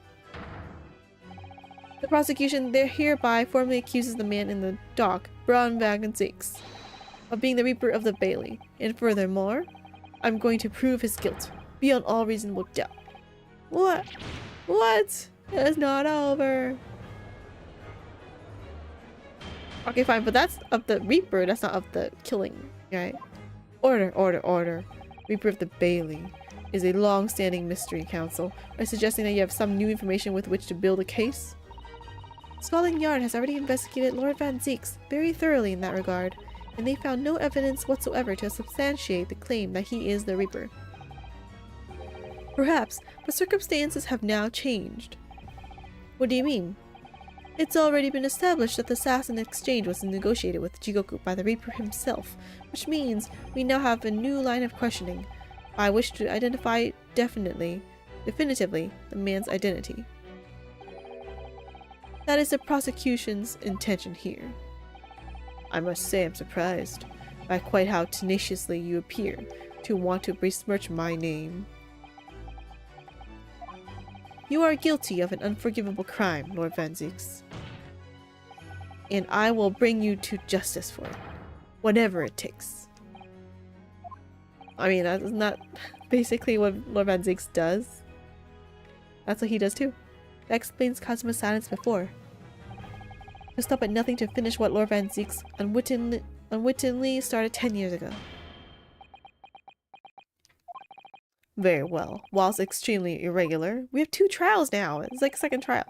I will on this occasion grant the prosecution further opportunity for witness testimony. The defendant will disclose any and all involvement he has had with the Reaper in the assassin exchange. I thank you, my lord, for guiding the court so wisely. I hereby declare this court to be in session for a supplementary hearing. Hello? More fires. He didn't do that for the Lord Van Zeeks though. I thought he was going to. He was like, dude, I thought it was over. Pray turn a blind eye to the discourtesy as I verify that this vile and unremitting accusation hasn't soured the contents of my hallowed chalice. Lord Van Zeeks, I first had to suffer the pseudonym of the Reaper 10 years ago now, and ever since that time, I've endured the weight of implied guilt that's gone with it. But not anymore! So welcome the chance to testify now and crush those allegations once and for all. And you couldn't have did this like, I don't know, a trial ago? He's definitely a vampire. Good. Then let justice decide, Lord Van Zeeks. The prosecution seeks to begin building its case by calling the accuser to the stand as the primary witness, in order that he may answer the accusation brought by the prosecution that he is the Reaper of the Bailey. And what says the defense? Putting the defendant in the witness stand can be extremely dangerous, and Kazuma-sama is so emotional at the moment. He's not thinking logically. Oh, for him or for us dangerous? You're right that he's not himself, but I knew it would be like this. And I came here today determined to face him through whatever might arise, as a lawyer and as his friend. Then that's what we must do. The defense has no objection, my lord. Time for round 2. Very well, defendant. You will take the witness stand and give formal testimony on the subject of your involvement with the Reaper and the assassin exchange. As you wish, my lord. Wait, him? He has a report on it? He doesn't know anything, I thought. Or does he? Finally, we have him in the witness stand. I've never taken the life of another, nor have I instructed another to kill. I've been investigating the truth behind the Reaper for years, and I was aware of Gregson's involvement. That's the reason why I went to Fresno Street that day, and how I came to discover the body. The point is, no common thread exists between myself, Gregson, and Dr. Wilson. Clearly, therefore, there's no reason to suspect me of being behind the assassin exchange. Wait, who's it? Wait, who is doing the cross-examination? He's on my side. So you deny all accusations by the prosecution? Both that you are the Reaper of the Bailey and that you masterminded the assassin exchange. I acknowledge that the public at large believe me to be the Reaper. However, that's a fallacy, which I alone am in a position to forswear. Naturally, the prosecution believes the testimony just given by the accused to be untrue. Is he the one that's going to cross-examine? Ryunosuke Naruhodo? Yes? Let me ask you, why are you here? What really brings you to this courtroom? To defend my guy because he's not the Reaper? A desire to uncover the truth. I thought it was to defend the guy. As well. Even if the truth proves your client to be guilty? From all my experiences in this courtroom, I've come to realize something. The truth can't be hidden. Sooner or later, it will come out. And all I can do is defend the guy. So it's always my intention to work with my client in pursuit of the truth. I want you to remember what you just said. Enough dilatory chatter. Counsel for the defense, proceed to cross-examine the witness. Me? Yes, my lord. I know exactly what you're thinking, Kazuma. I know you're just waiting to point it out. The contradiction you're convinced lies somewhere within this man's testimony. Why am I the one that's cross-examining my defendant? What? There's nothing for... What? I'm fine with his stance. Never taking life of another, nor have I struck another to kill. Okay. So you're not what the general public refers to as the infamous Reaper of the Bailey? Exactly. Don't imagine for a moment that the court will be satisfied with a one-word answer on this. I realize that. If you are intending to comment on every sentence, this could take a while, Kazuma. Hello, Hitsugumi. Didn't you find it disturbing, though? That one by one, defendants you'd been acquitted after your unsuccessful prosecution were killed. Let me answer that question by posing another. If one by one defendants you've been acquitted after your successful defense were killed, would you find that disturbing? Yes? Yes, I would. Disturbing? I couldn't possibly say how that would make me feel with a one-worded answer like that. Exactly. Well, that told me. Oh, you mean it's more than disturbing? But even though I'm not the Reaper, that doesn't mean I ignored all the hearsay. I've been investigating the truth behind the Reaper for years, and I was aware of his involvement. You say for years. How long exactly? Since the very first time the Reaper's influence was felt in this courtroom. 10 years ago now. And your investigations led you somehow to Inspector Gregson, you're saying? I didn't want to believe it. He was a personal acquaintance. We worked on cases together in the past. A friend, even? It felt like a betrayal, but I demanded permission to search his office at the yard without his knowledge. Which is when you found his secret notebook, is it? It's when I first learned of the location he noted only as grouse in the appointment at 5 p.m. on the 31st. Though I didn't know the significance of those details at the time. So now we're at the nub of the matter. Wait, was that for years ago, or was that like recently? You demanded to search for his office recently, right? As it turns out, the significance for me personally was very unfortunate. That's the reason why I went to Fresno Street that day and how I came and discovered a body. But why did you go to that specific location? I thought that if it was the Reaper's headquarters, then by turning up there at 5 o'clock I would catch whoever was involved red-handed. Sadly, all that was awaiting me was the inspector's corpse. Yes, even though it wasn't designed for you, you walked straight into the trap set by Jikoku. Exactly. Jikoku had intended to implicate Hugh Boone, but unhappily for me, I arrived at the scene first. Ha! Ridiculous, careless blunder. Moved on to just throwing insults around, I see then, Kazuma. Think what you will, it doesn't change the truth. If the Reaper knew the guy was gonna kill the guy, why would he go to the place? I don't know. I guess Jikoku didn't let him know, let the Reaper know. Like, if he was the Reaper, I feel like he would have let the Reaper know, but okay. What is there's no common thread that exists between myself, Gregson, and Dr. Wilson? Not for all three of you guys, but some of you guys. In pairs. There is a link between you and Gregson, though. Of course, we were close acquaintances. We worked on numerous cases together. I considered the man to be a mentor of sorts. He taught me a number of important lessons. He did? Such as what? He can't remember where to buy good fish and chips and such like. Lol.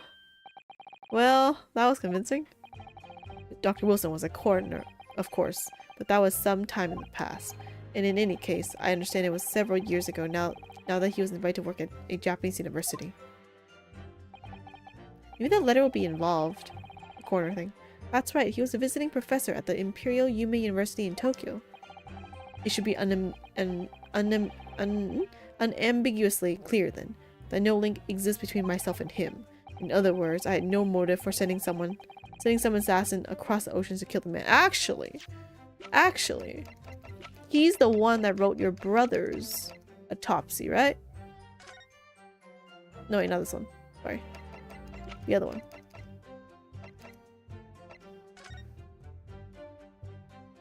Maybe, wasn't? Yeah, so, but this autopsy was fake, is what we said, right?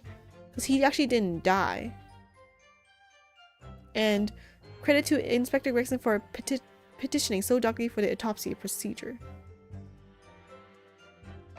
There is evidence. This is the evidence. It's all three of them. It sounds plausible enough and I want to believe it, but something about this just doesn't sit right with me. Yeah, that's what it is. Okay, and skip the last mata. There is! I have it here! I don't need to save. It's easy. It's super obvious. Here it is! Igiari! What is this? An autopsy report? Wait, this is 10 years old. An autopsy of Lord Clint Van Zeeks. What? My brother's autopsy report? I'm pleased to see defense doesn't intend to run from the undeniable truth. I mean, there's a link, but that doesn't... Maybe he didn't know about it. Order in court. What reason do you have for presenting a 10-year-old autopsy report here, counsel?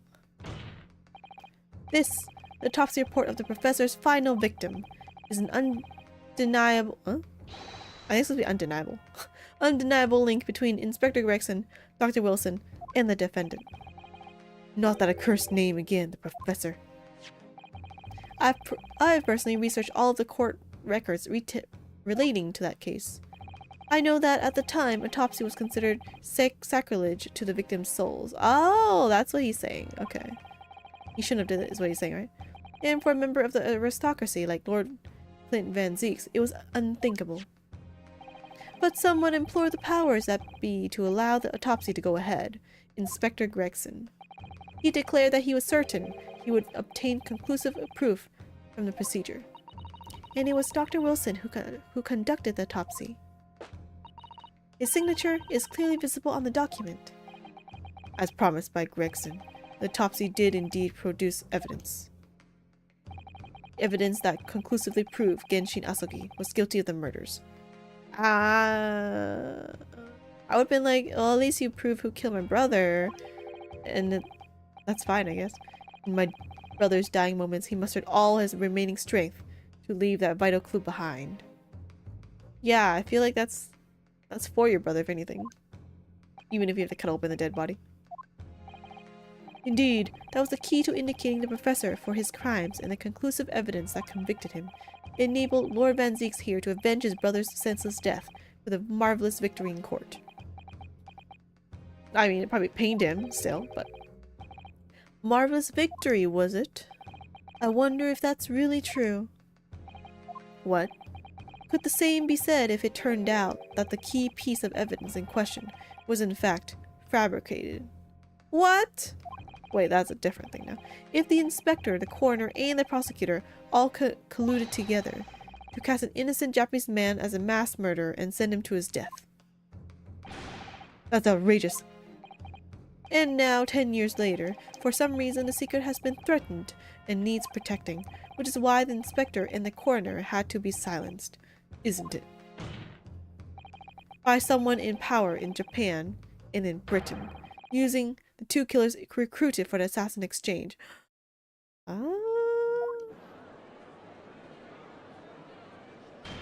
So both targets were basically what the British want, is what they said, right? Or the Reaper, at least. Order! Order at once. 10 years ago, my father was convicted in this very courtroom as a mass murderer, to be sentenced to death. But it was all a sham, and I swore to myself that I'd prove it, which is why I had to come to Britain. Whatever the cost. He's like, you foolish kid. There's no fabricated evidence.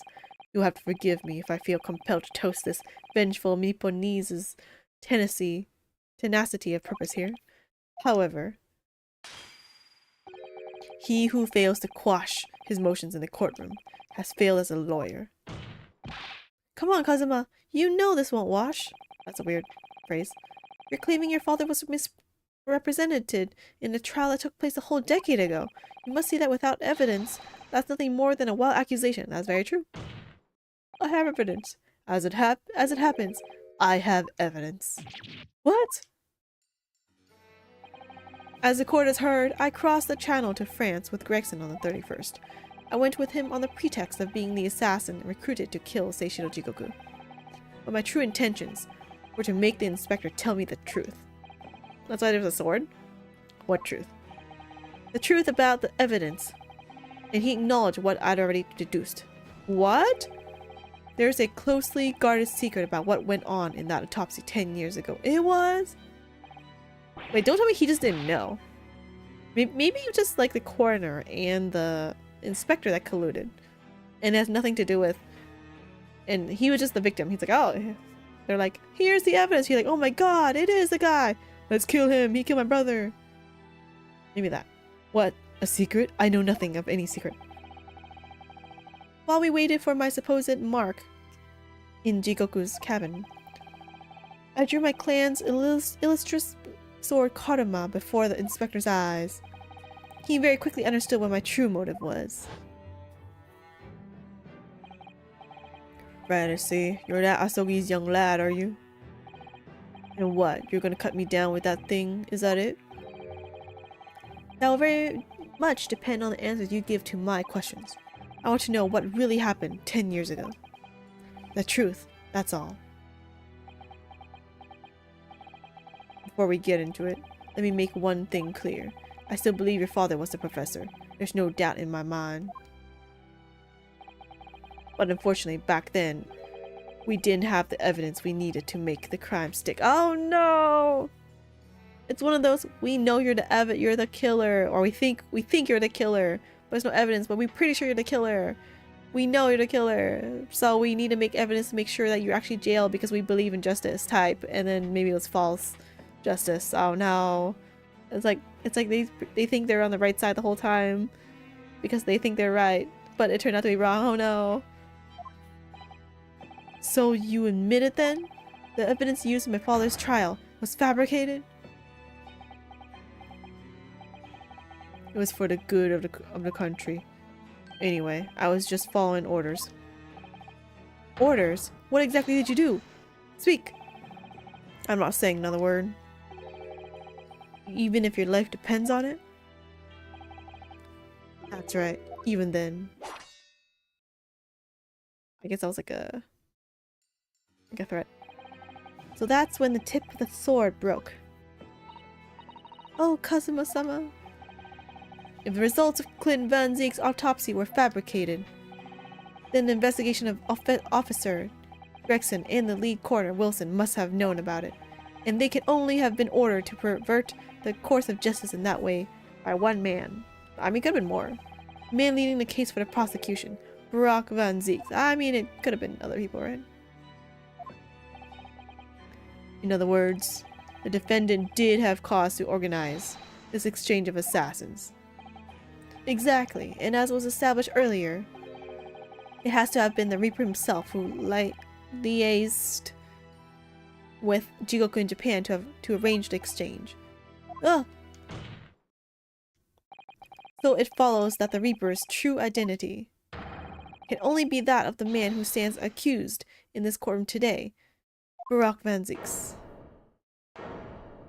Well, I mean, I don't think it has to be this guy. Maybe someone fooled him and framed him. Kazuma Asogi. What? What you've just told the court.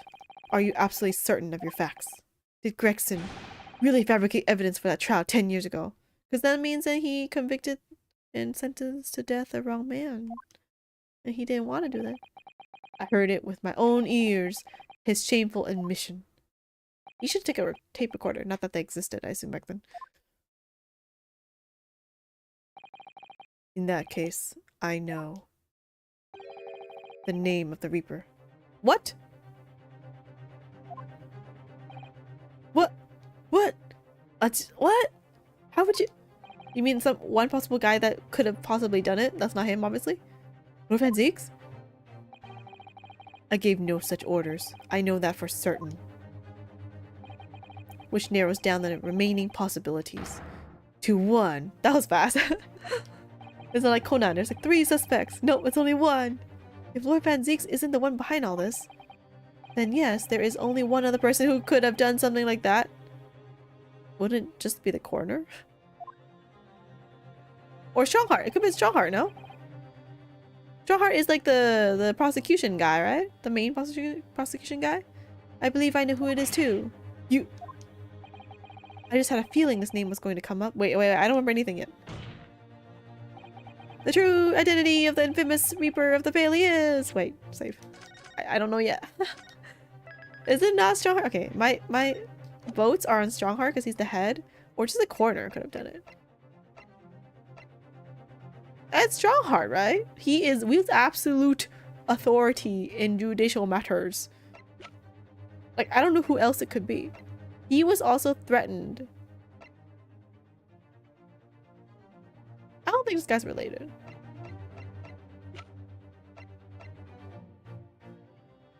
It could have been the coroner, like I said. Wait, who's Hoy, right? Wait. I can't see my evidence. I think it's this guy though. Right? He's the only one guy. Only person who could have arranged the assassin exchange and manipulated the autopsy results. He is the Lord Chief Justice himself, Lord Mel Strongheart. He was so suspicious from the start. What? Lord Strongheart? He was very suspicious from the start. Yes, it's true that 10 years ago the defendant handled the prosecution of the professor in court, but he only took over the case after his brother, Lord Clint Van Zieks, had been killed. I actually don't remember that, but it's okay. I can only assume that this is the most inappropriate joke in British judicial history. Yeah, see, he was always trying to shut things down. Well, Lord Van Zieks? 10 years ago, I was very new to my profession, but I had a burning desire to avenge my brother's death, so I pleaded for control of the case. Yeah, Kazuma going after the wrong person. The investigation to that point.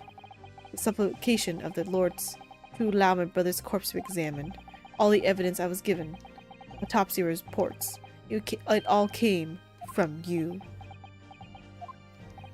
I've spent my life since then believing I was in your debt for the way you stood aside and let me handle the trial. But I see now. I was very much mistaken. It was a hugely influential force that caused the inspector and the coroner to break the law 10 years ago. And that same force was still felt a decade later on the other side of the world by Seishiro Jigoku. Lord Strongheart. I know, right? Like, you have to blackmail the guy, right? So, it's the old guy. Everything falls into place when we recognize that you are the Reaper of the Bailey. You are the Reaper of the Bailey. It had to be more emotion. The court awaits your response, my lord. This may very well go down in British judicial history, but I assure you, it is no joke. Consider this a formal accusal by the defense. And the prosecution. It doesn't want a response. A formal accusal? Don't be absurd. Those defense's claims are utter nonsense, a wild fantasy at best. You're not going to defend yourself? You claim that there was some wrongdoing with Lord Clint Van Zieks' autopsy? That's utterly untrue. Higiari! But I heard it from Gregson's own lips. He admitted to it, which is not evidence, by the way. And where is your evidence? Exactly. What? Dude, you're the prosecutor. You should know that you can make up anything. That's not evidence. Gregson's dead now, unless you were thinking of summoning a ghost to the stand. We could do that in the Ace Attorney, the modern one. You mean to say... I forget how the systems work in your little backwater country, but in the courts of the British Empire, without evidence, there is no case. I have no intention of entertaining some wild fantasy that can't possibly be substantiated by anyone or anything. Ugh. Yeah, Kazuma should have known. You need evidence for that. And that poor unicorn the whole time. Order. Order in court. Following Inspector Grexon's murder and the light of Dr. Wilson's death as well, there's really no one left who could testify about the events of 10 years ago, is there? They all died. So that was the real purpose of the assassin exchange. Why would he do this 10 years later, though? Or technically 9, technically, but... This court has no business raking over the coals of a case that was concluded a decade ago. The accusal brought by the prosecution and the defense is categorically denied. I don't know if you can be the judge when you're, like, involved with the case. I think you're not, you should not have the credentials to be a judge. I take it there are no objections. Yes, objections. Kazuma. He's more or less waited his whole life for this moment. Is there really nothing else we can do now? He doesn't have the... Is there no other avenue we can go down in pursuit of the truth about what happened all those years ago? If only there was someone who could testify about Clint Van Zeek's autopsy. Huh? There is there not? I thought one of the girl... Mariah Gorey. No, wait, no, that's the newest one. John H. Wilson is dead. Right. Oh, wait. This is a autopsy for Clint, right? John H. Wilson, Inspector Gregson, both are dead.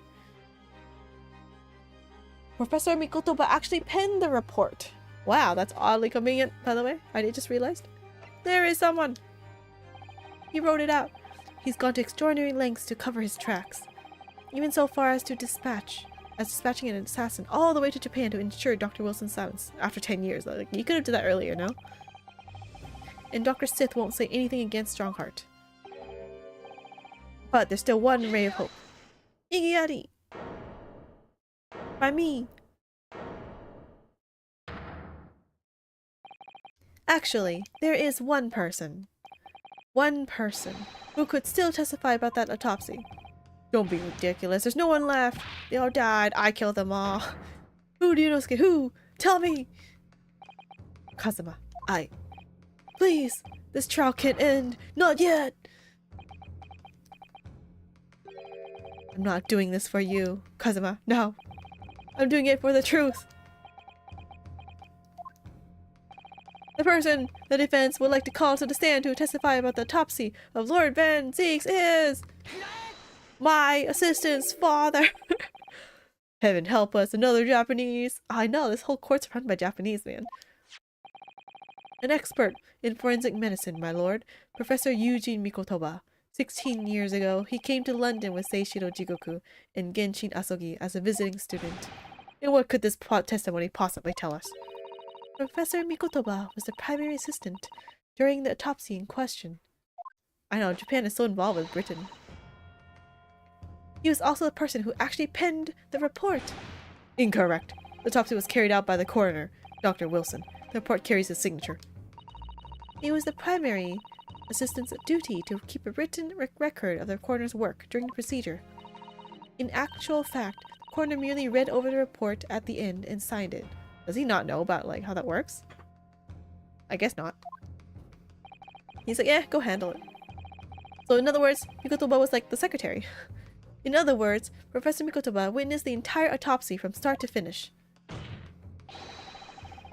Wait, is he saying then that Mikotoba was like, huh, there is this thing in his chest. Was it there? I don't know. Wait, you telling me to write this here that there was this thing was in his stomach? Okay. There was this thing in his stomach. Okay, I didn't see it, but like, okay, is that what happened? Unless someone like made him swallow something or something. I don't know. The defense demands that Professor Mikotoba be summoned as a witness as a matter of urgency. Whatever really happened in that autopsy laboratory 10 years ago is something only he can tell us. Defense's demand is denied. Yeah, what obligation do I have? I'm the killer. I'm not letting you show more evidence that goes against me. He should definitely not be the judge at this point. He's involved. What? Professor Mikotoba is in London at this very moment. We could summon him to the stand in minutes. I don't know about minutes, but okay. No, of course he's not going to agree to it. Strongheart has no intention of summoning anyone who knows. Duh. He's too concerned about protecting himself. He should not be in that seat. But once he's involved, he should not be there. Prosecutor Asogi, let me refresh your memory, as you seem to have forgotten the prosecution's stance.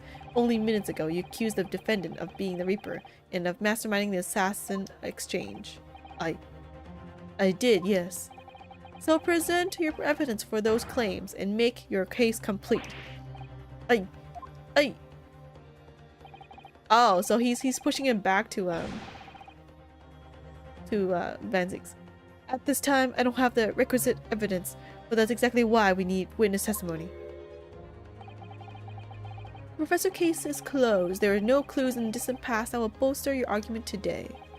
I'm afraid to say, Prosecutor Asogi, that you would appear to be possessed by the spirit of your late homicidal father.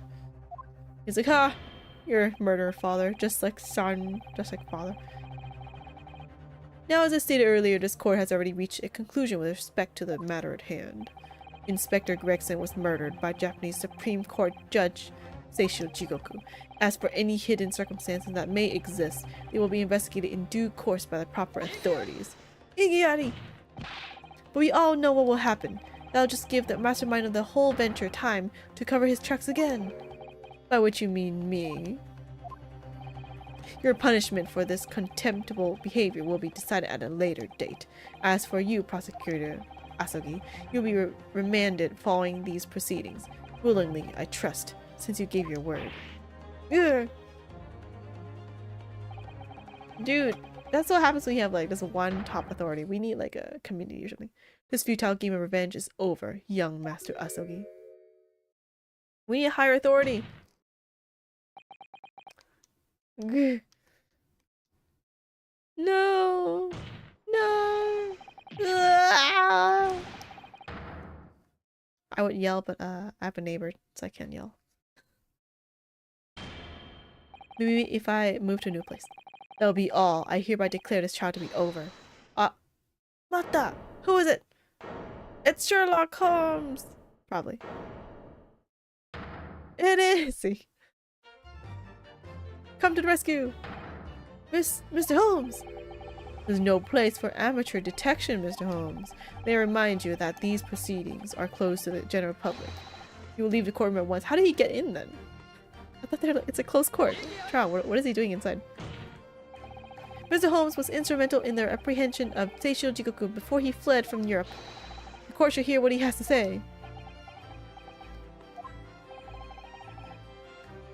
Lord Mail Strongheart, it's imperative that you refrain from bringing this trial to an end at this stage. Is it really? And why would that be? You need only recall your own words from the opening of the trial to answer that question, if I may. You will stop at nothing to uncover the whole truth behind these disturbing findings. Surely it can't be that the shock of being accused of being the Reaper yourself has erased that from your memory, can it? The whole truth, sir, has already been uncovered. No, you didn't. You just say it wasn't. You do it at a later date. It would seem that we have a great many important members of the judiciary present here today. I put it to you, my dear fellows, should the trial end at this juncture? Yeah, I know. He can't be the only guy in charge. After all, why have you been invited to attend? To nod along to the prevarications of your superiors? Yeah, like, where's the jury? In the back? Order! Order in court. It seems to me that we stand before a door that leads to a new era of legal practices. A door that is ajar. Let us emerge from the shadows of the Reaper's decade-long ascendancy. For you, and you alone, my dear fellows, have the power to push this door open now. The auditors in the gallery have no rights to express an opinion on court proceedings. Silence. What's the point of them, then? He's right. Judge has absolute authority here. No, they shouldn't. He's involved. Yes, if he calls the trial to an end, it must end. But what would that really do? I sense dark things occurring behind the scenes. Dark things indeed. Is there a single person here present who can honestly say something? What? Trial should go on! Summon the witness! That's right, we need to clear this up before that young Japanese fellow is remanded into custody.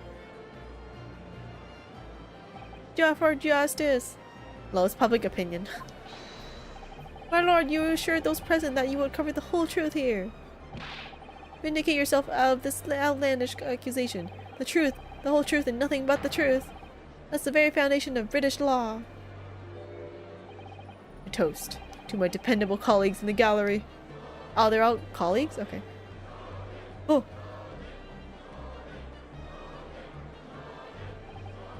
I can't actually tell what they're saying though. Well, my lord, you heard the voice of British justice, I take it? I think you'll find it will be rather awkward to silence.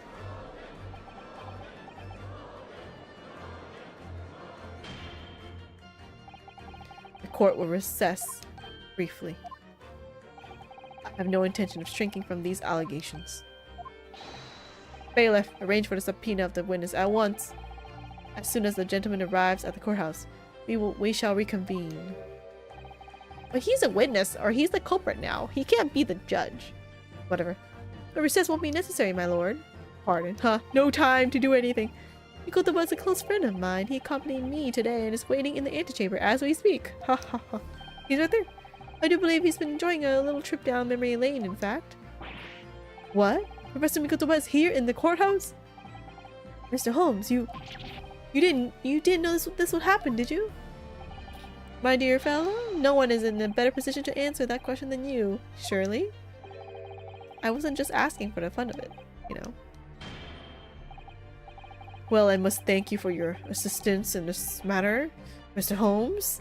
Darn you, I couldn't get away with it. However, you are of no further use here. Kindly leave the courtroom at once. But of course, in truth, I find myself rather busy now as a result of these developments. Mr. Naruhodo! Yes. I trust you have Iris' little lucky charm with you? The eavesdropping device? Absolutely. It's still in my pocket. She sends her regards and a reminder.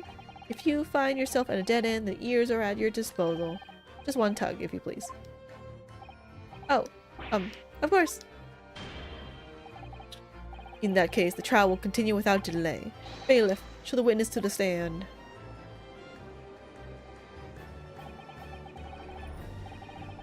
So it's Lord Strongheart. He's the Reaper of the Bailey. Where exactly is this trial going to take me, I wonder? Just how deep am I about to be plunged into the blackness of the abyss? Oh.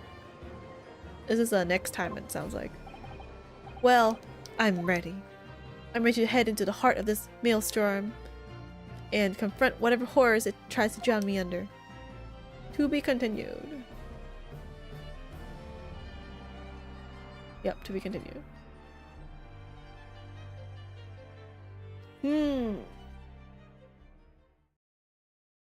2.5 hours. I wonder if it's gonna take. I feel it's gonna take a long time now. Trial part 2, right? Trial part 3.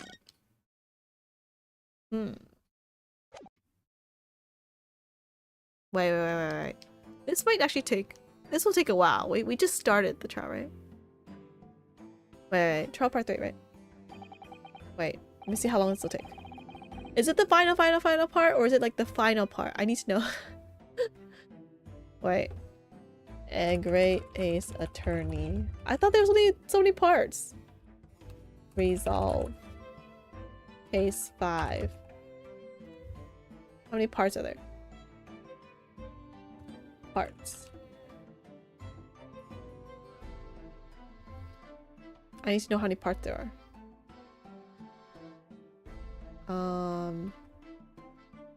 Oh, there are 4. There's.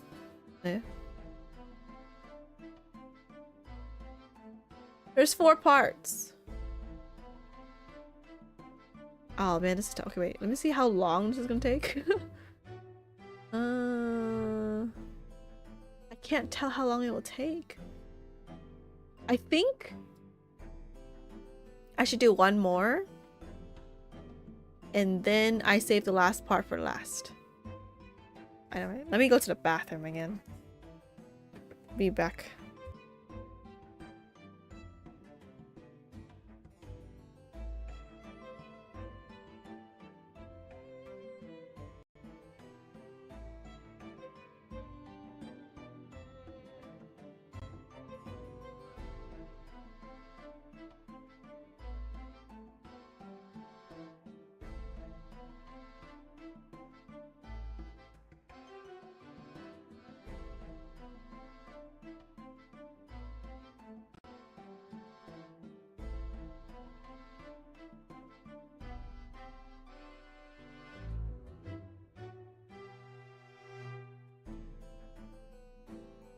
Actually, do I want to continue in this? That is the question.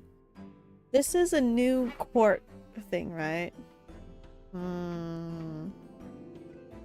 But if I skip a week, will I still remember this? Yes, I will. No, wait. Okay, no, wait. Let's... Yeah, it could be worth saving, because this is a whole new thing we're talking about now, right? Maybe we'll save it for next time, and maybe we'll go through 2 parts next time. Depending on the time. Yeah, let's do that. Let's just save this for next time. Yeah, it'll be very dramatic, and then I don't want to stop in the middle of the trial and then go to next week and then forgot about it. Unless it's very long. Okay, let's save it for now.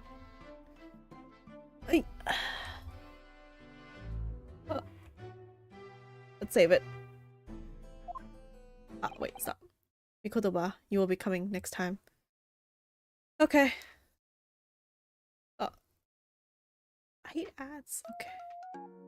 Oh, the comment section never works. We're back. Very dramatic. Very nice and dramatic.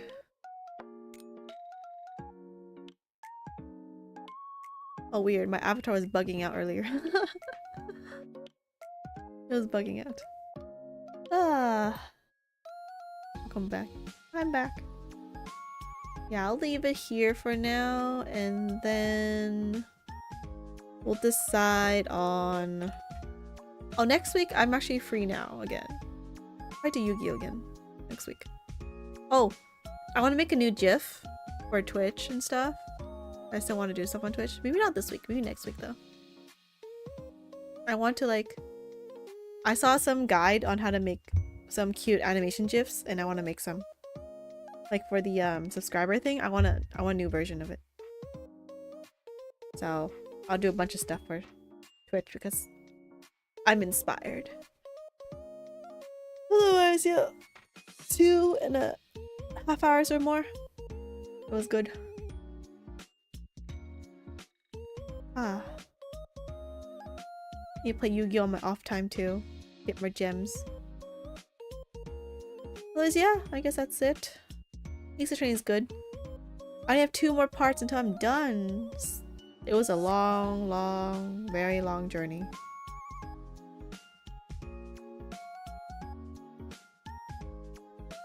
I'm gonna go relax today, eat the bug infested, possibly not bug infested, the bug made red dye candy that I got. Drink some tea and relax for the rest of my weekend. Yeah, I'll make some GIFs and stuff. I'll do that in the meantime. Otherwise, we'll continue this off next week. Buggy candy. Now I'm scared of anything that's red now. And I love strawberry stuff. But that means that strawberry stuff might all be made from bugs. I'm scared. GIFs? GIF, right? GIF. GIF GIF. What program to use for GIFs? I used to use Adobe. The ending in the BRB animation I used, I think it was Animate. Adobe Animate. If it's a simple GIF for like icons and stuff, or Twitch emotes, I used a bunch of PNGs, and then I put the online convert to GIF, convert images to GIF button. Online converter tool. I don't know. Don't people use that? I don't know what people use. Wait, do people use... Wait, is there another Adobe program that uses... I use Adobe, so... I could try other ones, but I haven't... You know, the learning curve is... You know, steep for all those type of things. All my thumbnails are Photoshop though. Yeah, I'll make a GIF. I like my Twitch ones. Oh wait, I forgot to put this on loop again. Loop.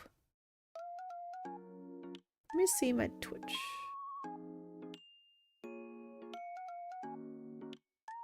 I can make one for... Oh wait, I got 2 followers yesterday on Twitch too. From yesterday. That's probably from my Yu-Gi-Oh stream. Hello. That's cool though. I used to use Photoshop before it was a subscription. Yeah, I wish they had one-time subscription, one-time only things. I would buy it. I thought about making them, but never got beyond photoshopping. Small animations could be fun. Yeah, making them are fun. I just don't have the art skills for it. I still like my... Which one was it? Wait, let me see my emotes. I have all my emotes, right? I still want to make new ones. Wait, what? Wait. I can show it, but Twitch has bonus animated emotes. 2 of them. Did it always have that? I thought I added animations for everything. And now they have bonus. Darn it, I can add more emotes for tier 1. Wait, let me show it. Which one is it? Wait, give me a second. Browsers. Turn this on. Oh wait, no wait. Where am I? Oh, here I am. Okay, do this. Do this.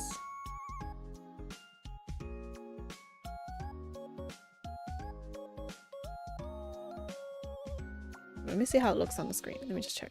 Oh yeah, there's no comments anyway, so it's okay. Wait. I have... Oh wait, give me a second. Wait, I can't show this one. Wait, give me a second. Wait, not this one, not this one. I need to move this over. Turn this on. Turn this on. Okay. This is capturing the wrong browser.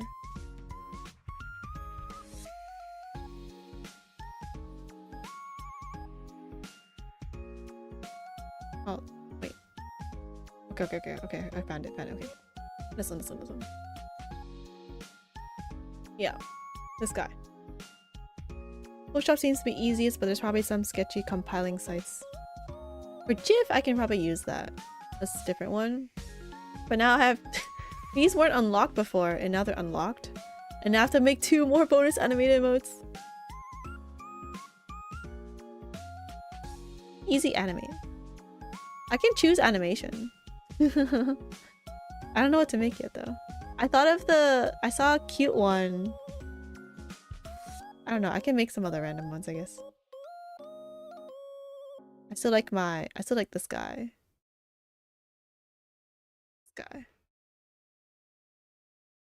This guy. I don't know. I'll make some other ones. I have a motivation today. I'm making emotes. Not today, maybe sometime this week, next week. Maybe during my off days, I'll make some. Otherwise, yeah, I'll probably do more Yu-Gi-Oh next week, Ace Attorney next week, do some Twitch next week, possibly if I have time as well, make emotes, draw something, everything.